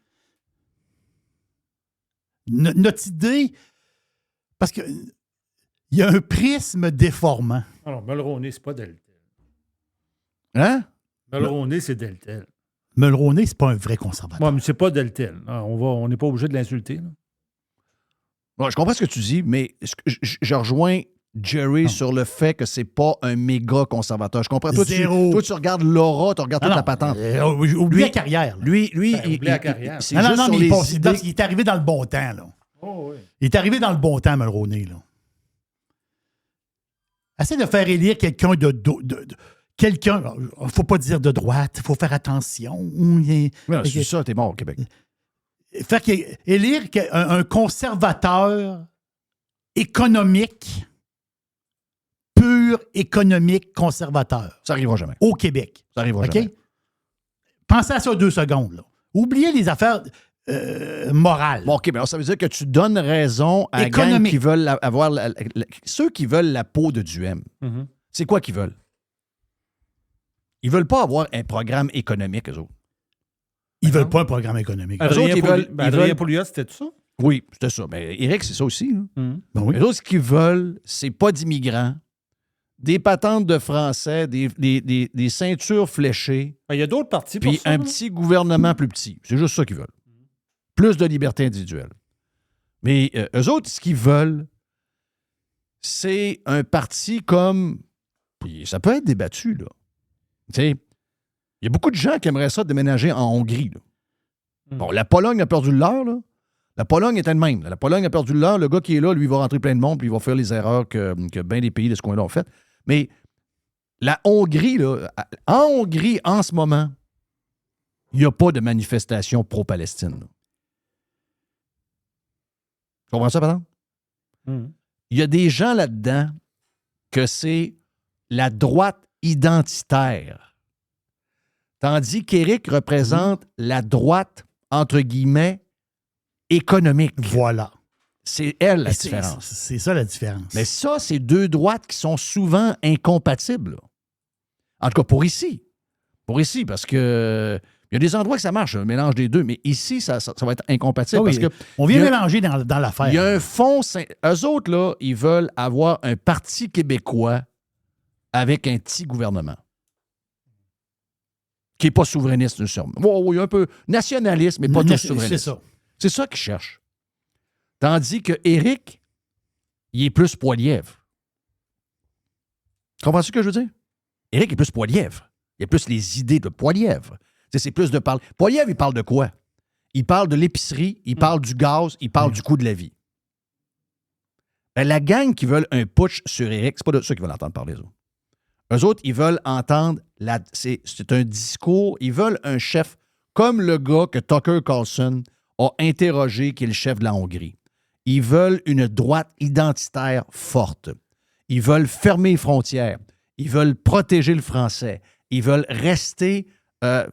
c'est ça. Donc, le Parti conservateur, à la base, le Parti conservateur, il a été, pendant la COVID, il a été hijacké par ces gens-là. Là. Puis, sais-tu quoi? Ils ont le droit, là. Ils ont le droit de faire ça, là. T'sais, un parti politique, ça appartient à ses membres. Mais moi, je vous le dis, là. À moins que je me trompe. Ça se peut qu'un parti identitaire de cette... Mais vous allez le faire traiter de patte de loup assez vite, là. Ça va être tough, là. Si vous pensez que Éric ne livre pas, là, je vous souhaite bonne chance. Des fois, j'aurais envie quasiment de vous regarder aller. On est chanceux d'avoir Éric Duhem. Le perdre, c'est une grosse erreur. Est-ce qu'il est parfait? Non. Ça n'existe pas en politique. Ça n'existe jamais quelqu'un de parfait. Mais je vous le dis, regardez où on était, regardez où on est rendu. Moi, je suis surpris des scores, là. Pas de député à l'Assemblée nationale qui est encore à 10, 11, 12 % dépendamment des sondages. très surprenant. J'aurais pensé que ça allait baisser à 6. Bien, si ça tient en haut, on a atteint un genre de plancher, c'est Éric Duhaime qui fait le job. On est chanceux de l'avoir. Éric, aux dernières élections, il y a eu 70 000 votes de moins que le Parti québécois dans tout le Québec, sur 4 millions de votants. Voilà. 70 000. Les médias ont choisi de nous dire que le parti qui était en hausse puis qui était la nouvelle saveur, c'était le Parti québécois. La réalité, c'est qu'à l'élection générale, on a eu, avec le Parti libéral en passant, quasiment la même chose aussi, malgré toute la tonne d'anglophones à Montréal puis d'immigrants. Le Parti libéral, c'est 60 000. Parce qu'eux, ils ont eu moins de votes, mais ils ont eu plus de députés, tu comprends? Ben, c'est ça. C'est concentré, c'est ça l'affaire. C'était concentré, C'est très concentré. Là. C'est le Parti québécois, là, leur chef, tant aimé, là. Il a gagné avec des cartons volés dans la boîte à mal. Là. Ben, c'est ça. Fait que avec dans le fond, 60 000, c'est 50 000. Non, c'est 60 000 de moins que le Parti libéral. Le Parti libéral a eu 21 députés. Oui. C'est spécial. C'est un vote concentré. Mais ça, on est poigné que ce système-là. Non, je le sais, mais il reste que Éric a été aussi rassembleur que toutes les partis, sauf la CAQ. Mais Éric doit aller au fond des choses avec ça. Parce que ça fait trop longtemps que ça grouille depuis l'élection. Puis il faut, à un moment donné, que ça se règle. D'un bord ou de l'autre. Tu mets ton pied à terre, tu le règles une fois pour toutes, puis tu dis, gars, c'est pas votre parti, puis c'est goodbye, merci, bonsoir. Puis partez le vôtre. Ou encore, la grogne est plus grande qu'on pense, puis que finalement, c'est peut-être nous autres qui est dans le champ carrément avec notre vision, puis que les gens partent avec leur affaire, puis on verra où ils iront. Mais Éric a cette tendance à mettre un peu les problèmes en dessous du tapis, puis à essayer de pas trop en jaser, mais à un moment donné, il va falloir qu'il les règle une fois pour toutes. D'un bord ou de l'autre, il va falloir qu'il les règle. Mais le problème, c'est-tu que, tu sais, le Parti conservateur, aux dernières élections qui ont lieu exactement il y a un an, là, oui. Est-ce que ça se peut que la croissance a été tellement rapide que lui, à un moment donné, il a fallu qu'il présente du monde partout, là? Il ne pouvait pas avoir une demi-représentation. Donc, ça prenait des députés partout, ça prenait du monde rattaché à ces députés-là partout. Tu sais, dans le fond, il n'a sûrement pas vérifié tout le monde qui est rentré, là. Oui, mais c'est plus les organisations que les candidats. C'est plus les organisations. Ces organisations-là ont été fondées dans le cadre d'un Québec qui était complètement... qui n'allait pas pantoute, là. Tu sais, je veux dire, on se faisait nos droits élémentaires étaient malmenés comme ça se peut pas. Puis il y a des gens qui ont réalisé que là, toute leur vie, c'était pas occupé de rien. Oh, moi, je m'occupe pas de ça. Et là, ils se sont rendus compte, une fois enfermés dans leur maison le 31 décembre, qu'il y avait quelque chose qui marchait pas. Donc, ils sont comme devenus des nouveaux acteurs qui sont arrivés, puis qui étaient très fâchés et enragés, puis avec raison. Mais ça venait de toutes sortes d'horizons, cette affaire-là. Puis, tu sais, veux pas, comme tu le dis, il y a une histoire de temps là-dedans. Donc, tu peux pas commencer à fouiller puis voir les valeurs de tous et chacun. À un moment donné, l'organisation dans un comté, elle se forme. Tu le sais pas si c'est tout du monde équilibré ou si c'est toute une gang de crinqués qui sont prêts. Il y a eu un mélange là-dedans. Là. Je suis certain qu'il y a plein de comtés qui sont pas d'accord avec ce qui se passe. Mais je sais, par contre, je dois le dire, là, pas parce que j'aime Éric, c'est pas parce que je suis en admiration du travail qu'il a fait, que je ne sens pas la grogne, puis je ne sens pas de la retenue de la part de gens qui étaient importants pendant la dernière élection, qui savent que j'ai une bonne relation avec Éric, mais que je suis assez intelligent pour voir que quand ils me parlent du PCQ ou de Éric Duhaime, ils se gardent de l'info parce qu'ils veulent pas, ils veulent pas jouer à ma mère, ils veulent pas... Mais je le sens. Je veux pas dire que je le sens pas, là. Je sens qu'il y a un malaise et il faut que ça soit réglé, sinon ça va mourir de sa belle mort.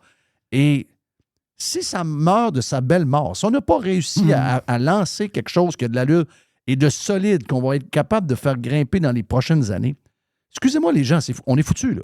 Ça va être QS jusqu'à la fin, ça va être le Parti québécois qui va remonter, qui va redescendre, va remonter, va redescendre. C'est la CAQ pour l'éternité. Peut-être que le Parti libéral va crever de sa belle mort, je ne sais pas. Mais le côté conservateur de la patente, c'est un test, là. Si jamais ça écrase là, ça ne se relèvera jamais. Jamais, jamais, jamais, jamais, jamais. Et ce qu'ils sont en train de faire là, c'est de jouer avec l'avenir du mouvement conservateur. C'est ça, au-delà de Éric Duhem, c'est ça qui est triste. Dans toutes les sociétés du monde, tous les pays du monde, toutes les villes du monde, tous les comtés du monde, il y a des gens qui représentent les gens qui ont des valeurs conservatrices. Dans le monde entier. Des valeurs conservatrices, mais le fond du fond, pour moi, c'est moi qui pense ça, là. Un vrai conservateur, c'est un patriote. Un patriote, c'est l'amour des siens. Tandis qu'un nationaliste, c'est la haine des autres. La ligne est très mince entre les deux. Oui, mais eux qui montent la rébellion vont te dire qu'ils sont des patriotes. Non, mais ils ne sont pas patriotes. Ben, moi, je pense qu'ils se voient comme des patriotes. Non, mais ils ne sont pas. Ils ne sont pas. C'est des nationalistes. C'est pas des patriotes. En ce moment, c'est ça qui résonne. On dit Poilievre. Tu sais quoi le succès de Poilievre, quand même? Là? Toutes les pattes de loup, là. C'est quoi le nom de la patente, là? La meute? La meute. La meute est dans le PCQ, là. Ouais. Ça, là, je ne pourrais pas changer d'idée là-dessus, là. Tous ceux qui étaient dans la meute et qui étaient derrière la meute ou qui avaient des atomes crochus que la meute ont abouti dans le PCQ. Éric Duhem, c'est pas la meute, là. Ça peut pas marcher, là. Mais la meute, quand tu les as suivis un peu, est-ce que c'était des patriotes ou c'était des nationalistes qui voulaient fermer les frontières et qui voulaient... C'est des nationalistes. C'est des nationalistes. Toi, tu les aimes pas beaucoup, les nationalistes? Non. Non, je les aime pas beaucoup. Ben, regarde, il va falloir qu'il y en ait un qui mette de l'eau dans son vin ou qu'il y en a un qui... Tu sais, mais en ce moment, le chef, c'est pas mal Éric. Là. Mais moi, je pense qu'ils veulent un congrès. Et on sait que dans un congrès, on est capable d'arranger bien des affaires, là. Ça se peut qu'on ne le mérite pas, Éric, non plus. Imaginez-vous, là. T'sais, les noms que je me nomme là, c'est pas des... Je connais pas personnellement, mais je veux dire, entre toi et moi, c'est la fin, là. On s'entend que c'est pas eux autres qui ont mis leur... Bon, en tout cas, j'imagine que c'est pas eux autres qui ont mis leur propre nom là. Ouais, puis tu deviens pas chef d'un parti politique parce que tu as envoyé 200 tweets en l'espace d'un an, là. Pas de même que ça marche. Anyway, allez, on fait une pause. La boîte à Jerry après. Désolé, je pense que j'ai échappé bien raide, c'est de ma faute. Ben, mais... En fait, on serait mieux de faire Dodu après, j'imagine. OK, comme tu veux. Oui, Dodu. Dodu, puis on fera la boîte après Dodu. Yes. Donc, c'est les Dodu News après? Oui. OK, Dodu News, yes sir. Dans le live.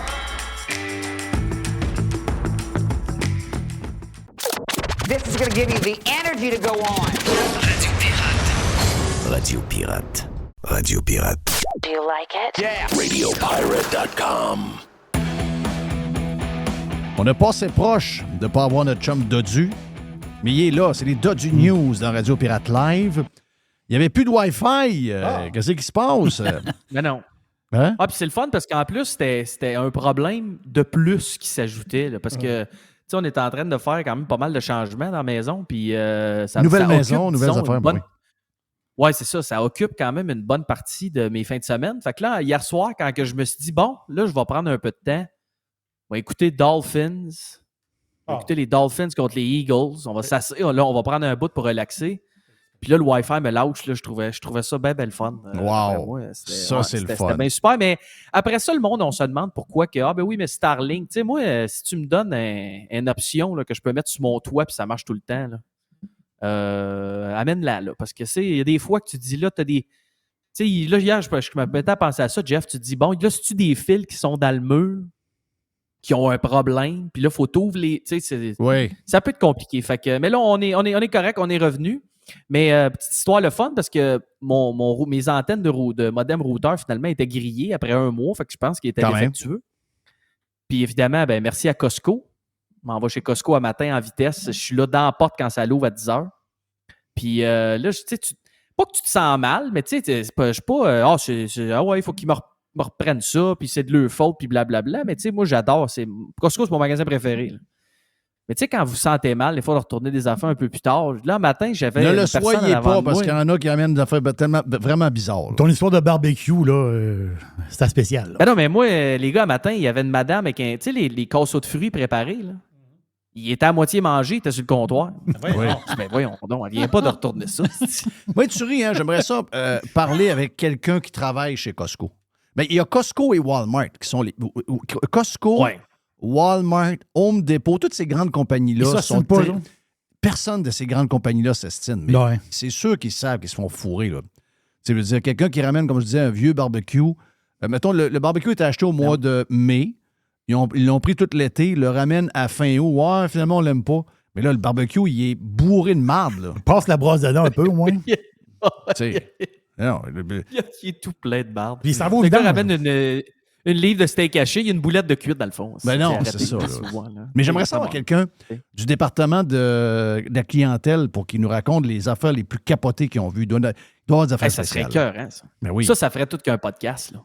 Mais j'imagine que ça fait partie du modèle d'affaires. Tu sais, on le sait, les résultats de Costco, là, quand tu regardes à chaque fois, les profits, c'est à peu près les cartes de membre. Fait que le reste, s'ils perdent de l'argent sur un routeur ou sur un casseau de fruits, je pense pas que ça le dérange, mais je suis obligé de te dire, Jeff, que ça fait en sorte que c'est un magasin qu'on aime beaucoup. Puis d'ailleurs, un truc de cheap, parce que je sais qu'on est avec les cheap, là, mais il faut que je te compte de quoi. Du live. Chez Sam's, qui est le concurrent de Costco, qui est voisin de chez nous, j'ai ramené mes chips Lay's. Ah! Les avais-tu mangé? Ils ont ramené comment? Le sac vide ou... Non, il était plein, là, mais il était ouvert. Donc là, j'ai dit, ils sont vraiment pas bonnes. Ah. Puis, tu sais, j'ai comme vu un genre de petit trou dans le coin en bas à droite. OK, ils ont pris l'air. Ils ont pris l'air. C'est pas bon, c'est fini. Là, là ben, tu sais, c'est des gros sacs, là, tu sais, des immenses sacs. Là, j'avais affaire chez Sam. Sacs on a dit, t'es pas game. J'ai dit, moi, ça, je suis pas game. J'ai dit, goûte aux chips. J'ai dit, sont-tu bonnes ou sont pas bonnes? Ben, j'ai dit, sont pas bonnes. Mais j'ai dit, c'est 5,97 US pour un méga sac là, qu'on va avoir quasiment pendant une semaine et demie. J'ai dit, je peux savoir des chips popés. Elle dit, t'es pas game. Ben oui, je suis rentré avec le sac. Je dit, madame, elle te connaît pas. Ben oui, voyons. La madame a dit, ben oui, elle dit, allez-vous en chercher un autre, il n'y a pas de problème. Tu sais, il y a des bouts aussi qu'il ne faut pas avoir honte de ça, là. Tu sais, tu viens de... Non. Ben non, puis, tu sais, il y a un truc de cheap que j'ai ramassé parce que aux États-Unis, ici, tu sais, il y en a bien des affaires de meubles. Tu sais, Jeff, les meubles Ashley, City Furniture, mais des fois, en tout cas, moi, personnellement, la qualité, je trouvais ça so-so. Costco Furniture en ligne, là, il te l'amène, il te la monte, elle est livrée chez vous. Mais là, il s'est rendu... Faudrait qu'on ait Tanguay. Personne... Faudrait ouvrir des magasins Tanguay en Floride. Ça serait on bon, parlait de ça avec Charles puis avec Jacques. Je suis partant, moi. Oui. Ben, en tout cas, tu aurais de la qualité. Puis là, ben, Costco, ce qu'ils ont ajouté un feature sur le site, quand tu commandes, mettons, là, parce que c'est arrivé, on a acheté une table de cuisine avec des chaises, puis elle a baissé de comme 500$ en date de 30 jours. Mais tu peux aller directement en ligne dans ton compte, price adjustment, puis le refund va ressortir. Fait que finalement, on a ça 2 semaines après, je pense. Ma blonde a dit, hey, il a dit, la table a baissé. J'ai dit, attends une minute, m'aller voir ça. Finalement, j'ai appelé. Wow. Et il a dit, la prochaine fois, si tu ne veux pas appeler, fais-le en ligne. Si c'est en dedans de 30 jours, il y a une baisse, on te le donne 100% du temps, même si c'est un spécial de ci, de ça. Clique sur le piton, le remboursement va s'en aller sur ta carte directement. Fait que ça, c'est le fun dans ta barouette. Puis je te le dis, Costco, c'est ça. Moi, c'est mon magasin préféré. Oui, on sait. On sait que tu es très... je t'ai vendu. Tu es sur le bord d'acheter un Costco. Ben, j'ai ma carte de membre exécutive, mais s'il y en avait une de plus, je pense que je la prendrais. Non, oui, je ne sais pas qu'est-ce qu'il pourrait me donner de plus. Là. C'est sûr que oui. Mais tu sais, en plus, avec la carte de crédit, ici aux États-Unis, je pense qu'au Canada, c'est 3%. En tout cas, ici, il y a 4% sur le gaz. Puis tout. Là, je suis en train, avec Mme Dodu qui parcourt les routes de la Floride, on s'en va à côté de sa limite bientôt. Là, oui. C'est 7500 maximum par année. Oui, c'est ça. Elle fait de la représentation sur la route, donc elle ramasse du 4%. 35 000 en un an sur le char. Et si bol! Oui. Wow! Ouais. Qui c'est qui a arrangé ça, ce job-là, dont pauvre elle? Je sais pas. Je sais pas. On sait pas c'est qui, hein? Je sais pas. Ils sont dans la marde. Ils sont bien dans la marde. En plus, il faut qu'ils travaillent avec elle toute la journée. Pauvres autres. Hey, dans les Dodu News, on commence par ESPN, Disney, ESPN Plus. Oui. Oui, je sais. Je pense que tu en as parlé sur le Prime la semaine passée un peu, parce que j'avais mis c'est le tweet d'un de nos favoris, le Joe Pompliano. Qui est the best. Qui est the best of the business. Là. Il est excellent. Encore en fin de semaine, il y avait un thread sur Aaron Rodgers puis sa blessure, puis comment que le gars, après 5 semaines, il lance des ballons de football sur le terrain. Comme il y a son Substack aussi pour les gens, avec un podcast, hein, c'est ça? Il y a les deux. Il y a son Substack, ça s'appelle Huddle Up. Oui. Puis il y a effectivement son podcast aussi. Puis les frères, ses frères sont tous en business. Anthony, lui, il est du côté plus finance, Bitcoin, tout ça. C'est des gars qu'il faut absolument que vous suiviez sur X. Là. Ah oui, vraiment. Ouais, c'est ça. Vraiment. Puis, je l'avais mis le tweet parce que pour la première fois, Jeff, Disney, ils ont décidé de séparer les résultats de leurs états financiers, ce qui fait que maintenant, on a pu isoler c'est quoi les données, c'est quoi les résultats de ESPN isolés. Là. Vraiment, c'est quoi eux autres, qu'est-ce qu'ils rapportent. Puis, je trouvais ça intéressant parce que, d'abord, il y a deux choses. La première chose, c'est que c'est une machine à cash. Là. Tu sais, Jeff, mettons, on le sait, il y a des industries, des produits que tu peux vendre qui ont des grosses marges. Moi, personnellement, l'entertainment puis le sport, je ne me serais pas attendu à ce que ce soit des aussi grosses marges. Mais juste pour vous donner une idée, ESPN, là, c'est 16 milliards de revenus pour l'année fiscale 2022. C'est 3 milliards de profits. Là. On est quasiment à 20 de marge. C'est quasiment la SAQ. Du câble, là. C'est quasiment la SAQ. Ouais. SAQ, non, la SAQ sont un peu plus haut. C'est 37 Ouais, c'est ça. Imagine-toi. 37, ça, c'est plus nous autres, on va là, on se fait fourrer par ce gang-là, ils font 37 de marge. Ben oui. Ouais, mais c'est pour payer l'hôpital. Ben oui, c'est ça. L'hôpital gratis. Là. Ouais. Puis ils n'ont pas de sac. Non, c'est ça. Ouais, c'est une bouteille à 25$, c'est sûr que ça te prend des bizarre de sortir avec une bouteille. Tu sors avec une pure de scotch à 150$, mais le gars, il n'a pas de sac. Il n'est pas capable de donner un sac. Ça veut dire. C'est comme si tu rentres à la bijouterie, tu rentres chez Burks. Ah oui, donne la bague, pas de boîte. Tu viens t'acheter une bague de mariage à 3000, et je peux savoir la boîte. Non, il n'y a pas de boîte. Tu non, avec la bague dans tes pas poches. green. Tu pars avec la bague dans tes poches? Ouais, je vais te mettre dans un Ziploc. Dans un Ziploc. Ouais. Dans un Ziploc. Ouais. C'est fun, ça. C'est bizarre. Ouais.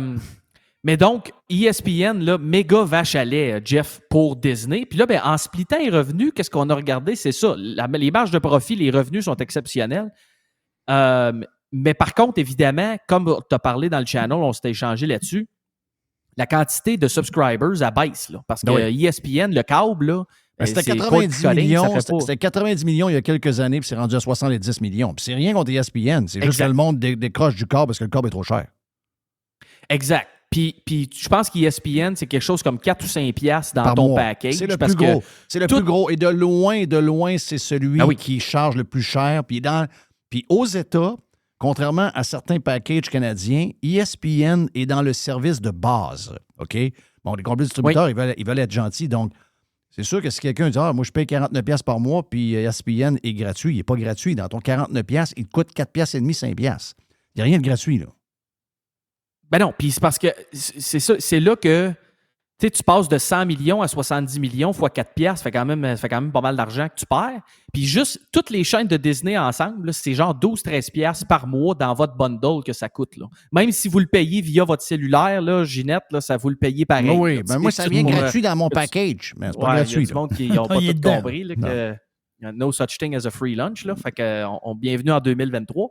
Mais... donc, la baisse des abonnés, Jeff, fait en sorte, tu dis comment est-ce qu'ils vont... Oui, ils ont bien de l'argent, ils ont des investissements, mais moi, ce qui a capté mon attention plus, c'est le côté ESPN+. Parce que moi, je suis un subscriber d'ESPN+, parce que tu as à peu près... Moi, j'écoute les Canadiens combien, sur ESPN+. T'as combien? Ben, c'est là je m'en vais.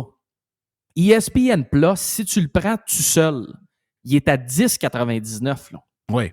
Fait qu'il est quasiment 3 fois plus cher que ce que la part du câble, puis que les câbleaux distributeurs vont donner pour ESPN. Mais Jeff, tu as du stock. Là. Moi, j'écoute du hockey de la NCAA, tous les matchs de la NHL, ou en tout cas ceux qui sont pas... ceux que, mettons, le samedi soir, TVA Sport, ça, je peux pas l'écouter. Il faut que je l'écoute sur un autre channel ou j'écoute d'autres games. Mais j'ai beaucoup de games, j'ai plein de sports, j'ai des documentaires. Comme là, il y a un nouveau documentaire sur Deion Sanders qui vient de sortir, je vais écouter. Tu as quand même pas mal de stock pour 10$, beaucoup de sports live.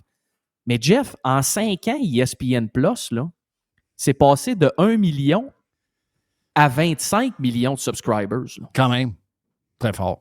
Fait que là, tu as perdu, tu sais, mettons, on va dire, t'es passé de 100 millions à 70 millions. Tu as perdu 30 millions de personnes qui payaient leurs 4$ via le package de câble. Mais là, tu as un 25 millions de personnes qui payent 10,99 ou peut-être moins parce qu'il y en a, tu sais, comme moi, j'ai le package avec Disney Plus puis Hulu. Fait que je pense que ça me coûte 15$. Mais c'est quand même là. Puis j'ai les trois. Mais le futur de ESPN, qui va être le propriétaire de ESPN? Parce que tu comprends que eux autres, puis moi, je connais dans le monde des médias, à petite échelle, là, des joueurs, il n'y a pas longtemps, qui étaient sur le bord d'être vendus 24-25 millions. Et quand tu sors de la fenêtre, tu peux passer de 24-25 millions pour une vente en bas de 10 en l'espace de 18 mois. Là. Et ton business n'a pas changé, c'est juste le monde dans lequel on est qui change. Et ESPN et Disney sont là pour ESPN parce que c'est quand même une baisse de profit aux alentours de 20% pour ESPN. Donc, ils sont comme dans une fenêtre, soit pour switcher ça à Apple ou encore de former une nouvelle entité avec Apple. Parce que s'ils attendent trop, la valeur de vente va diminuer. Là. On est peut-être en l'espace de 24 mois. D'ici 24 mois, on va savoir qu'est-ce qui va arriver d'ESPN. Parce que là, c'est bon, mais tu sais, je veux dire, tu ne peux pas avoir. On s'entend que peut-être que la perte ne soit pas de 20% par année tout le temps, là, mais mettons qu'être 5%, 6%, 7%, c'est là où la valeur baisse. Et là, c'est là où ils peuvent avoir probablement encore le plus pour. C'est pour ça, puis Apple se lance là-dedans. Donc, moi, je pense que ça va être plus une joint venture avec Apple qu'une vente net frais de sec. Mais c'est sûr qu'il va se passer de quoi? Parce que le renouvellement des ententes de câble, puis tout le monde le sait, là. CNN le sait, Fox le sait, toutes les Fox News, tous les gros joueurs qui ont des plus grosses parties, au lieu d'avoir 25 cents par mois, ils ont 1,5 $, 1,40 $, 1,50 $. Tout le monde sait que les grosses ententes de 20 ans, puis toutes ces affaires-là, ça s'en vient. Puis il y aura une négociation. Ils l'ont vu dans la négociation avec la compagnie Chapter, là, je pense que c'est ça, la compagnie Chapter ou un autre là, qui est un gros câble distributeur.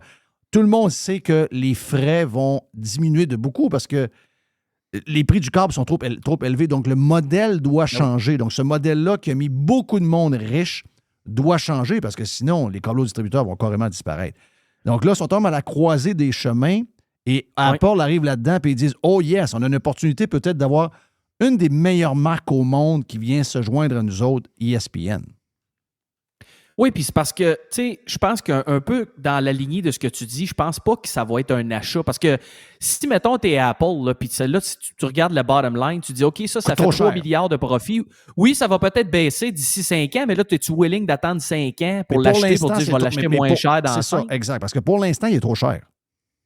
Ben, oublie ça, ils vont payer, tu sais, 3, mais je sais pas c'est quoi les multiples dans cette industrie-là, mais à 3 milliards de profits, mais aller à 6-7 fois les profits, tu vas payer un méchant paquet d'argent pour cette affaire-là. Ben, c'est ça. Le prix qui est avancé, c'est 21-22 milliards. Bon, ben, tu vois, fait que tu es à 7 fois les profits, c'est à peu près ça. Mais, tu sais, je veux dire, puis là, ben, veut pas, ESPN Plus, ça prend de la grosseur aussi. Là. Dans la dernière année, c'est 3 millions de plus subscribers qui ont rajouté. Fait que tu le sais pas si nécessairement dans 5 ans ou dans 3 ans, tu vas-tu payer moins cher. Mais il y a une affaire, par exemple. ESPN, ils ont leur force. Puis Apple, et même ça parlait d'Amazon, ont leur force eux autres aussi. C'est tout autour de la distribution. Oui. ESPN, ils ont des studios, ils savent comment faire ça. Ça fait des années qu'ils font ça. Ils vont être capables de profiter. Ben, c'est ça qu'ils veulent. Parce que si, tu sais, ils l'ont vu pendant la patente du soccer.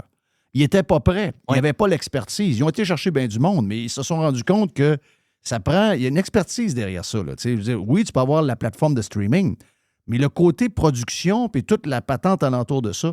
Puis rajoute aussi le brand. On sait, bâtir un brand, combien ça prend de temps, combien. Il y aurait. Imagine le mariage. Là. Apple, ESPN. Imagine ça. Là.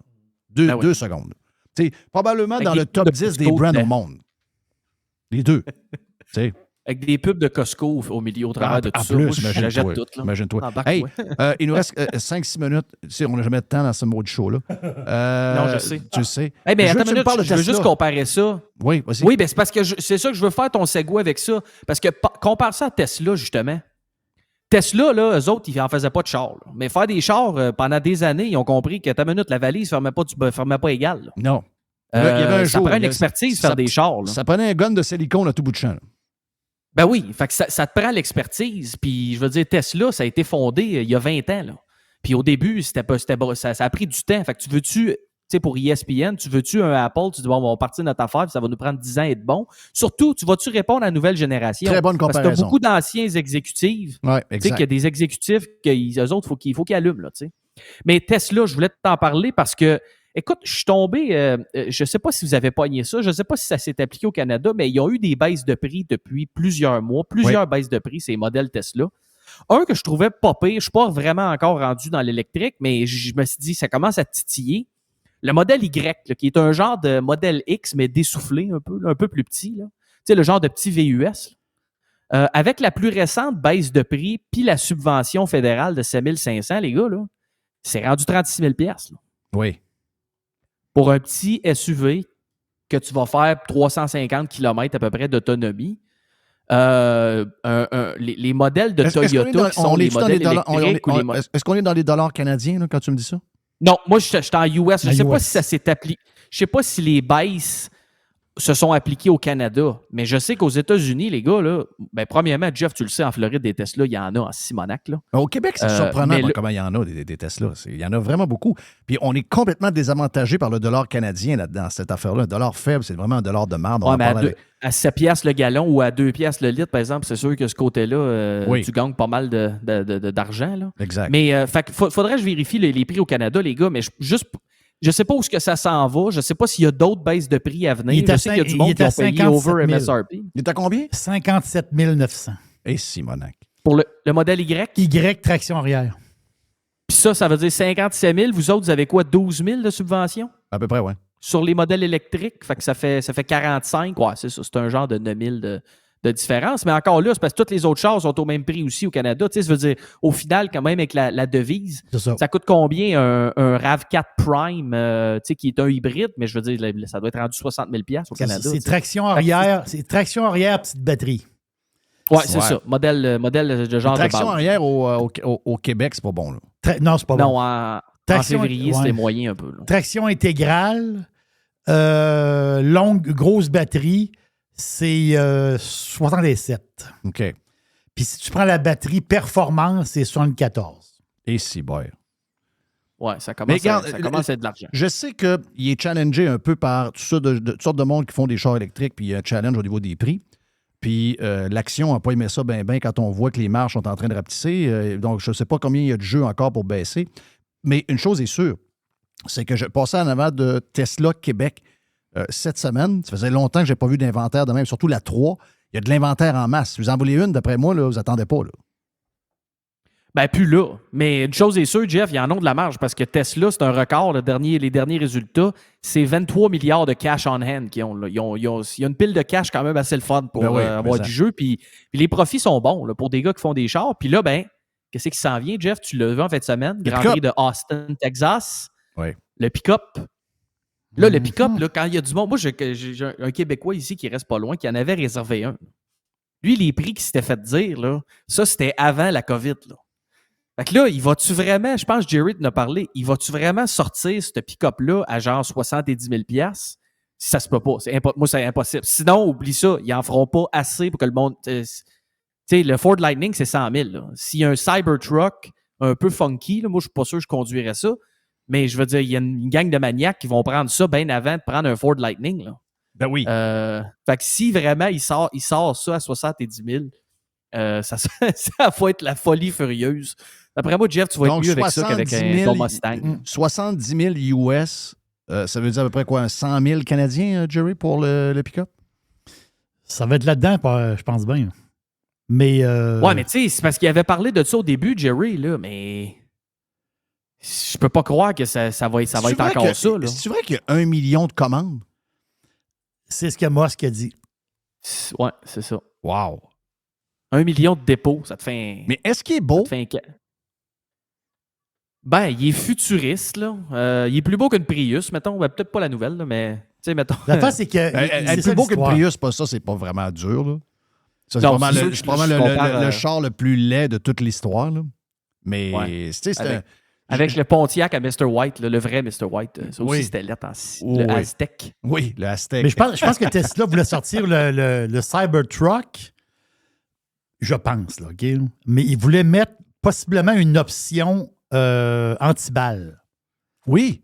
Ben, j'ai vu qu'ils ont fait des tests. Ils ont fait des tests dessus. Oui, tu as vu les... Mais je pense que cette version-là, ils vont pas la mettre tout de suite sur le marché. Parce que ça a comme impressionné le monde un peu, là, pour dire que Christophe. Ben oui. Mais non, mais c'est déjà impressionnant. Oui, mais tu as un truck qui sort sur le marché, tu dis, si tu achètes ça, tu peux avoir la version anti-balle. Ben oui, pourquoi? Why not? On vit dans une époque... oui, je sais, on vit dans une époque spéciale. Là. Oui. On a des Palestiniens pro-Hamas et pro-ISIS qui se promènent des manifestations. Là. On pourrait en envoyer. Ça ne prend pas juste un bat de baseball et un fusil pour te protéger. Là. Ça va prendre quelque chose qui est capable de te protéger dans une enveloppe parce que on s'en va pas vers des jours meilleurs, d'après moi. Là.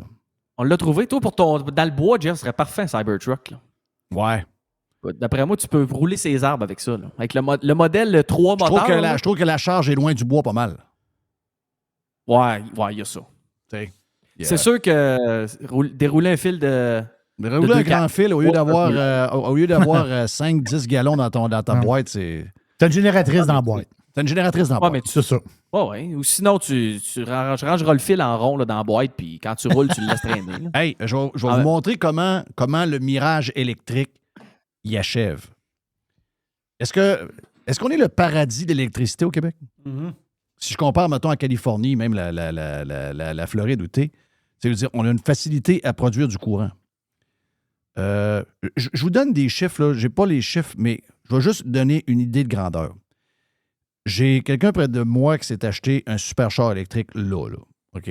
Il est allé au Normandin pour manger, puis il dit, m'a profité de il y a des supercharges rapides, là. Oui. T'sais. Mais Hydro, c'est 20$ une demi-heure pour charger une grosse batterie. Je ne sais pas combien de... Hey. Je sais pas combien de mégawatts là, ça fait... je pense qu'à l'heure, je ne sais pas, là, mais c'est très rapide. En une demi-heure, tu es supercharge. Tu comprends? Donc, lui, il s'en va. Il vient d'acheter son char. Là. Donc, il roule un peu. Il dit, bon, ben, m'aller au Normandin, va me tanker. Là, il met sa carte avec l'application, toute la patente. Mais finalement, la supercharge n'est pas capable de donner le full. Là. La supercharge, elle donne même pas la moitié du courant qu'elle est supposée de donner. Donc, lui, il a mangé pendant 45 minutes. Et quand il est arrivé, il pensait que son auto allait être pleine. Elle était à moitié pleine. Ça n'a pas coûté 20$. Ils ont chargé 10$. Mais ce que je veux dire par là, c'est que... Mais ça ne fait pas son affaire, là. Ben, c'est qu'il t'annonce des supercharges. Mais ils ne sont pas capables de fournir la supercharge dedans. Donc, et ça, demander à Max Truman s'il peut se poser une supercharge dans son driveway, lui. Ouais, c'est pas sûr. D'après moi, c'est ça. D'après moi, une journée sur deux. Ben, le quartier, quand il va charger son char, le quartier au complet plus de courant. Les lumières vont baisser. Il n'y a pas de dimmer, non, c'est ça. Mais tu comprends-tu ce que je veux dire par là? C'est qu'il y a 500 000 chars de plus qui arrivent demain matin. Là. Oui. On est fourrés, là. Oui, parce que lui, il sort du restaurant, puis mettons qu'il a affaire, je sais pas moi, il a affaire à Montmagny. Mettons 1 heure de char. Oui. Mais là, il est comme fourré un peu. Il dit, OK, il faut que je monte à Montmagny, mais là, je suis à moitié dans l'énergie. Tu sais, pas ce qu'on va... Lui, il voulait être full, là. Oui. Là, il est à moitié. Ben, sur l'application, ça disait que c'était une supercharge, je ne sais pas combien de watts, là. Mais la grosse affaire. Et là, il arrive, puis il dit, OK, elle n'est pas capable de dépasser même la moitié de ce qu'elle me disait qu'elle était capable. C'est ça. Là, rendu à Montmagny, il faut qu'il recharge. Là. Oui. Mais c'est pas prévu dans son horaire, lui, qu'il va. Là, il faut qu'il aille niaiser au restaurant pendant 1 heure à Montmagny. Ben là, tu me dis, va m'acheter un char électrique. Les méga charges vont te charger ce char-là en 30 minutes. Finalement, quand j'arrive dans les patentes, il n'y a pas de courant vraiment dedans. Il y a pas ce qui était. C'est plus 1h10 que 30 minutes. Ça change la patente un peu, là. Mais ça, c'est dans le contexte du nombre de chars électriques. Là. Imagine-toi deviner pour vrai. Ça va prendre des génératrices pas mal. Hein? Mais c'est pour ça que, tu sais, on parle de Tesla, puis je pense que Tesla va aider à shifter beaucoup du marché. Mais tu sais, moi, je suis plus rendu au hybride. Là. Si tu me demandes, d'ailleurs, on a un chum, Jeff, que tu connais aussi, qui s'est fait une reprise de location sur un Wrangler plug-in hybrid. Là. Oui. Il dit il l'adore à date. Il y en a eu des Wrangler à gaz. Puis jusqu'à date, il dit, je l'adore. Sur l'autoroute, j'ai fait 8 litres au 100.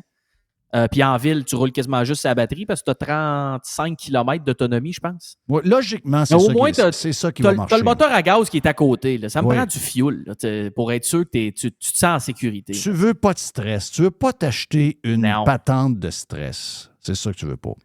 Hey, thank you. On stresse déjà parce que le téléphone cellulaire, il drop en bas de 20 de regarde, c'est ça. Si tu fais la même chose avec ton char, moi, je vais virer fou. Non, non, on ne veut pas avoir de batterie rouge et de batterie jaune. Ça, c'est sûr qu'on n'en veut pas.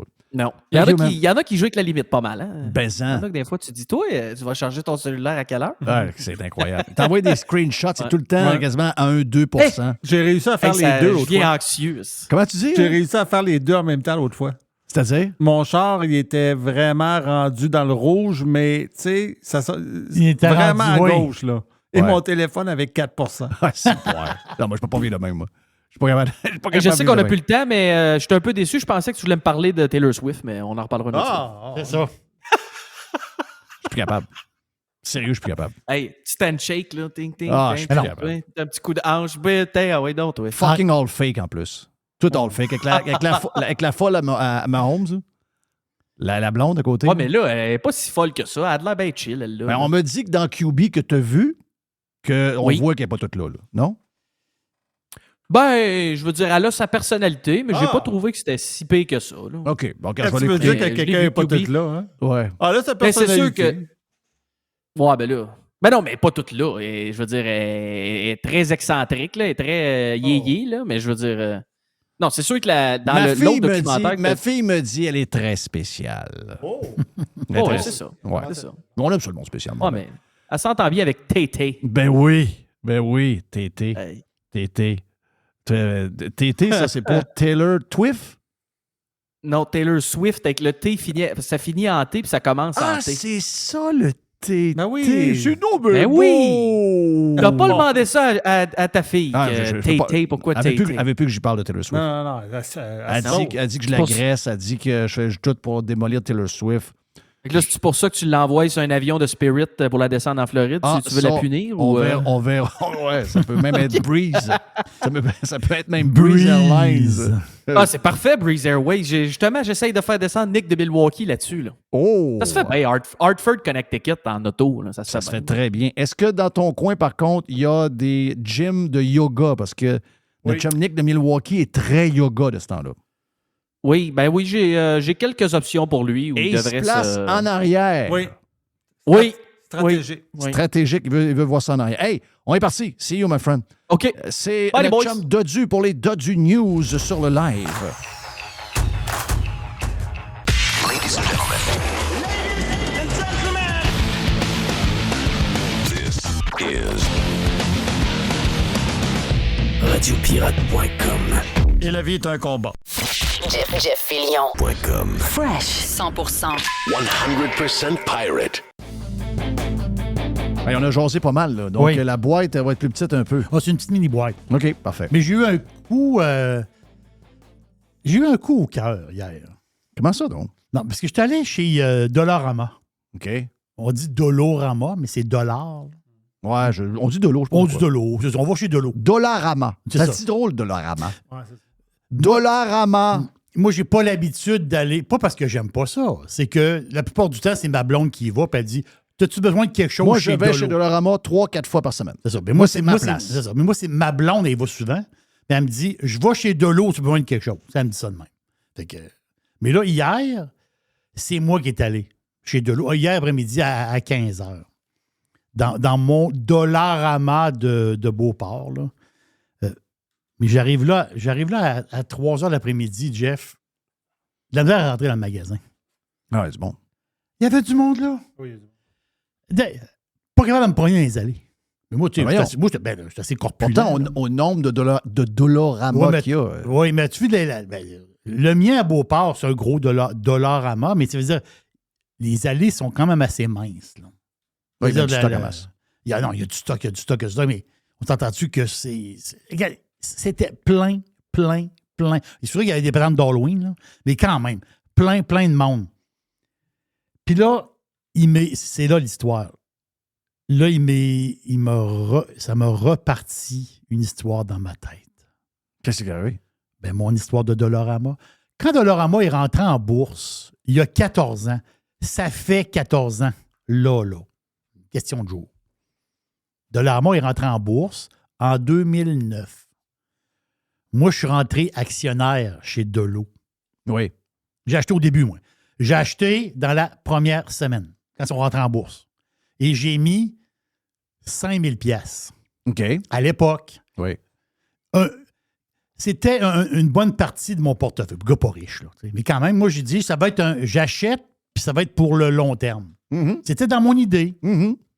Mais boursicoteur, loser comme je suis. Moi, j'ai des actions de ma retraite de compagnies québécoises, je n'ai pas une tonne. J'ai du Dollarama depuis longtemps et du Couche-Tard. Du Couche-Tard, voilà, c'est ça. Circle K. Voilà, mais moi du Dollarama, j'en ai sûrement dans des fonds, ou pas ce qu'on comprend, mais directement. Tu sais, des actions que j'achète direct. Mais tu sais, moi, il y a à peu près 1 an après, j'ai revendu mes actions. Ça taponnait Dollarama. C'est-à-dire, c'est pas un stock qui était intéressant. Ça taponnait. Du stock à 1 piastre, c'est dur de faire de l'argent. Là. Mais ce que tu savais pas, c'est qu'il allait avoir du stock à 4 piastres. C'est ça l'affaire. Mais là, on parle que c'est en 2009, on est rendu à 2010. Moi, je débarque. Puis, en fait, quand je débarque parce que je suis pas riche, puis je voulais mettre mon argent ailleurs. J'ai placé mon argent ailleurs, puis j'ai boursicoté, puis je m'en vais avec ça. Mais si j'avais gardé mon 5 000 dans Dollarama, ça vaut 100, aujourd'hui, la valeur serait 120 000. Pense à ça 2 secondes. Ça m'a donné un coup. Quand je vu le magasin bien plein... Oui, mais ça arrive jamais, ça. Je sais que ça arrive pas. Ça arrive jamais, quelqu'un met 5 000 puis il laisse pendant 10 ans. Ça arrive pas, ça? Moi, je pense pas. Christophe. Peut-être des fonds, là, mais des individus qui font ça. Moi, je me suis discipliné à le faire. J'ai acheté une bonne partie de Apple quand il a crashé il y a 3 ans. Oui. 3 ans et demi. J'ai acheté à la fin de la journée. Je te l'ai dit. J'ai dit, gars, ça, là, il arrivera ce qui arrivera, je m'assois dessus. Puis à date, c'est quasiment 3 fois plus. C'est ça. Mais là, est-ce que ça te donne le goût de t'en aller? Non. OK. Je vais m'en aller quand je vais avoir... Ça, c'est une patente que j'avais, une patente de retraite pour 65 ans. Là. Tu sais, une compagnie qui dormait dans une patente. Oui. Écoute, j'avais 3 000 $, je l'ai investi dans quelque chose, je l'ai réinvesti par après, je l'ai réinvesti. Tu sais, je ne peux pas le sortir à 65 ans, mais je suis rendu à 70 000 $ avec ça. J'ai commencé à 3 000. Tu sais, c'était un 3 000. J'ai travaillé, m'en aller dans une compagnie, puis j'avais un fonds. C'est ça, je comprends. Tu sais, là, moi, j'arrive à la Caisse populaire, j'ai dit, c'est quoi ce 3 300-là? Elle dit, ben ça, c'est ton CRE, je sais pas trop quoi. Elle dit, tu peux pas sortir ça avant 65 ans. Mais j'ai dit, là, c'est quoi? Ça dort, ça. Ah, il y a d'un fonds. C'est de la merde. J'ai dit, peux-tu le gérer moi-même? Elle dit, ben oui. Je l'ai géré moi-même, je l'ai sorti, puis j'ai pris ce 3 300 là, puis je suis rendu à 70 000. Non, c'est écœurant. Méchant trade, là. Merci à Apple. Plusieurs compagnies avant. Plusieurs compagnies avant. Mais là, j'ai dit, je ne toucherai plus à ça. Quand j'ai acheté Apple, j'étais rendu à 33 000. Et depuis ce temps-là, ben regarde, je pourrais aller voir là, mais je pense que j'ai fait 265 %. Mais t'as pas le goût du tout de sortir? 0. Non. Pourquoi t'as peur? T'as peur pour Apple? Pas que j'ai peur. Mais la face, c'est que le gouvernement chinois, présentement, là, sont à moitié fous. On sait qu'ils sont depuis longtemps. Mais là, en ce qui arrive, c'est que les Chinois... Bon, ça y est, tu vas mettre un doute dans ma tête. Okay, non, les Chinois, en ce moment, toutes les compagnies étrangères qui font business en Chine sont sur le dos. En ce moment, ils sont sur le dos de Foxconn. Qui est le fournisseur, le constructeur d'iPhone. Foxconn, c'est des Taïwanais, ça? Oui. Là, l'affaire, c'est que l'impôt est rentré chez Foxconn. Mais c'est pas l'impôt du Québec, qui est quand même assez rough. C'est l'impôt chinois. Oh. Les gars, des mallettes. Ils sont rentrés chez Foxconn présentement. Il paraît que ça brasse pas à peu près. Je ne sais pas qu'est-ce qui va se passer là-dedans. L'autre affaire que je veux te dire, c'est que l'iPhone 15 est sorti. Oui, ma fille l'a acheté. Bon. Le rose. Oui. Parce que le sien était fini. C'est quoi les parts de marché de tous les iPhones qui se vendent dans le monde? Je pense que ça se peut-tu que ce soit 20 % qui sont vendus en Chine? Ça se peut. Je vois de mémoire, je pense que c'est 20 %. La fait, c'est qu'en ce moment, l'iPhone 15, China, en Chine, il y a, selon les analystes, les ventes ne vont pas bien. Ils en vendent beaucoup moins qu'ils pensaient. Du 15. Non, mais déjà, le 14... Il y a un ralentissement économique en Chine. Voilà, il y a une panique immobilière en Chine. Voilà, il y a une panique en Chine, je comprends. La vente de téléphones cellulaires en Chine, il y a eu des drops assez drastiques. L'année passée, juste, je pense que c'est l'iPhone 14, il y avait 5 % de moins de ventes. Mais en général, oui, il y a un ralentissement économique. Sauf pour le nouveau Huawei 60 Pro. OK. Le téléphone Jet, il vient de sortir depuis 6 semaines. Ils n'ont vendu 1,6 million en 6 semaines. Qu'est-ce qui est arrivé? Pourquoi il y a ça? Il n'est pas cher? Non, c'est un téléphone cher de luxe. Pourquoi? Les Chinois boudent l'iPhone puis achètent le Huawei 60 Pro. OK. Le Huawei avec un genre de... Il vient de sortir. Genre d'Android avec une couche par-dessus, là? Oui, je pense que oui. Ouais. Ben, l'affaire, c'est qu'ils n'ont vendu, Jeff, des... C'est une explosion. Les Chinois, ils veulent ce téléphone-là. Donc, j'essaie de te mettre un doute dans la tête. OK. Mais à date, ça n'a pas l'air à marcher. Mais je veux dire... Je ne sais pas, je n'ai pas regardé l'action de Apple. L'action d'Apple, je vais aller voir le graphique pour toi. En ce moment, il était presque stable à 172$. En fait, c'est qu'Apple, il est parti de 125$ en janvier. Il est monté jusqu'à 195$, c'est ça à peu près, grosso modo? Là, il est à 172$, il est comme plus stable. OK. Mais le graphique est encore correct, mais il a l'air à faiblir une petite affaire. Mais je n'ai pas réussi à... Mais check ça pareil. Non, oui, je vais checker. Check ça pareil. Je veux juste te dire un petit mot par rapport... Là, pour finir, là, puisqu'on n'a pas une tonne de temps. On parle de bourse, hein? On aime ça, le boursicotage, on aime ça. Cette semaine, OK, c'est une grosse semaine pour les résultats financiers. Ça veut dire quoi? S'il y a trop de désastres, ça va faire mal au marché boursier parce qu'il y a des pesants. Il y a des gros pesants là-dedans qui représentent beaucoup de pourcentage du New York Stock Exchange et du Nasdaq. Demain, c'est Microsoft, Google, Visa, GM, Coke, GE. Mercredi, c'est Meta, IBM puis Boeing. Puis jeudi, c'est Amazon, UPS, Intel puis Chipotle. J'espère qu'on va avoir des bons résultats financiers parce que le marché va décrocher.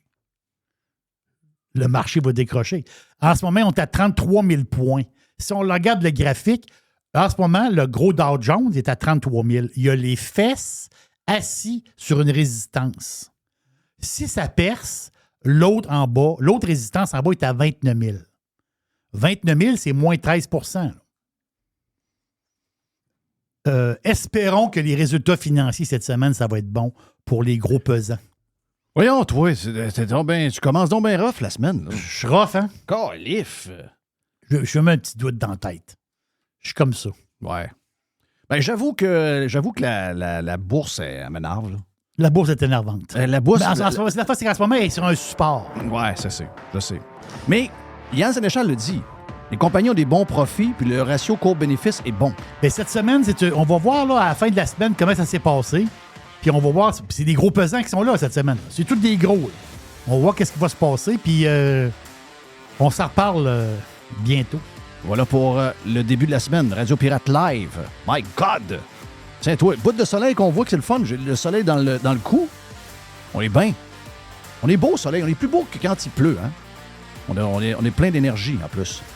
Bon, c'est une bonne journée. On est sur Prime en plus, avec plus de stock. On a fait un bilan du week-end bien le fun sur Prime.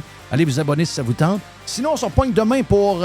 oubliez pas, le Burger à Jeff. Le burger! Reste quelques jours seulement dans les deux cosmos. See ya!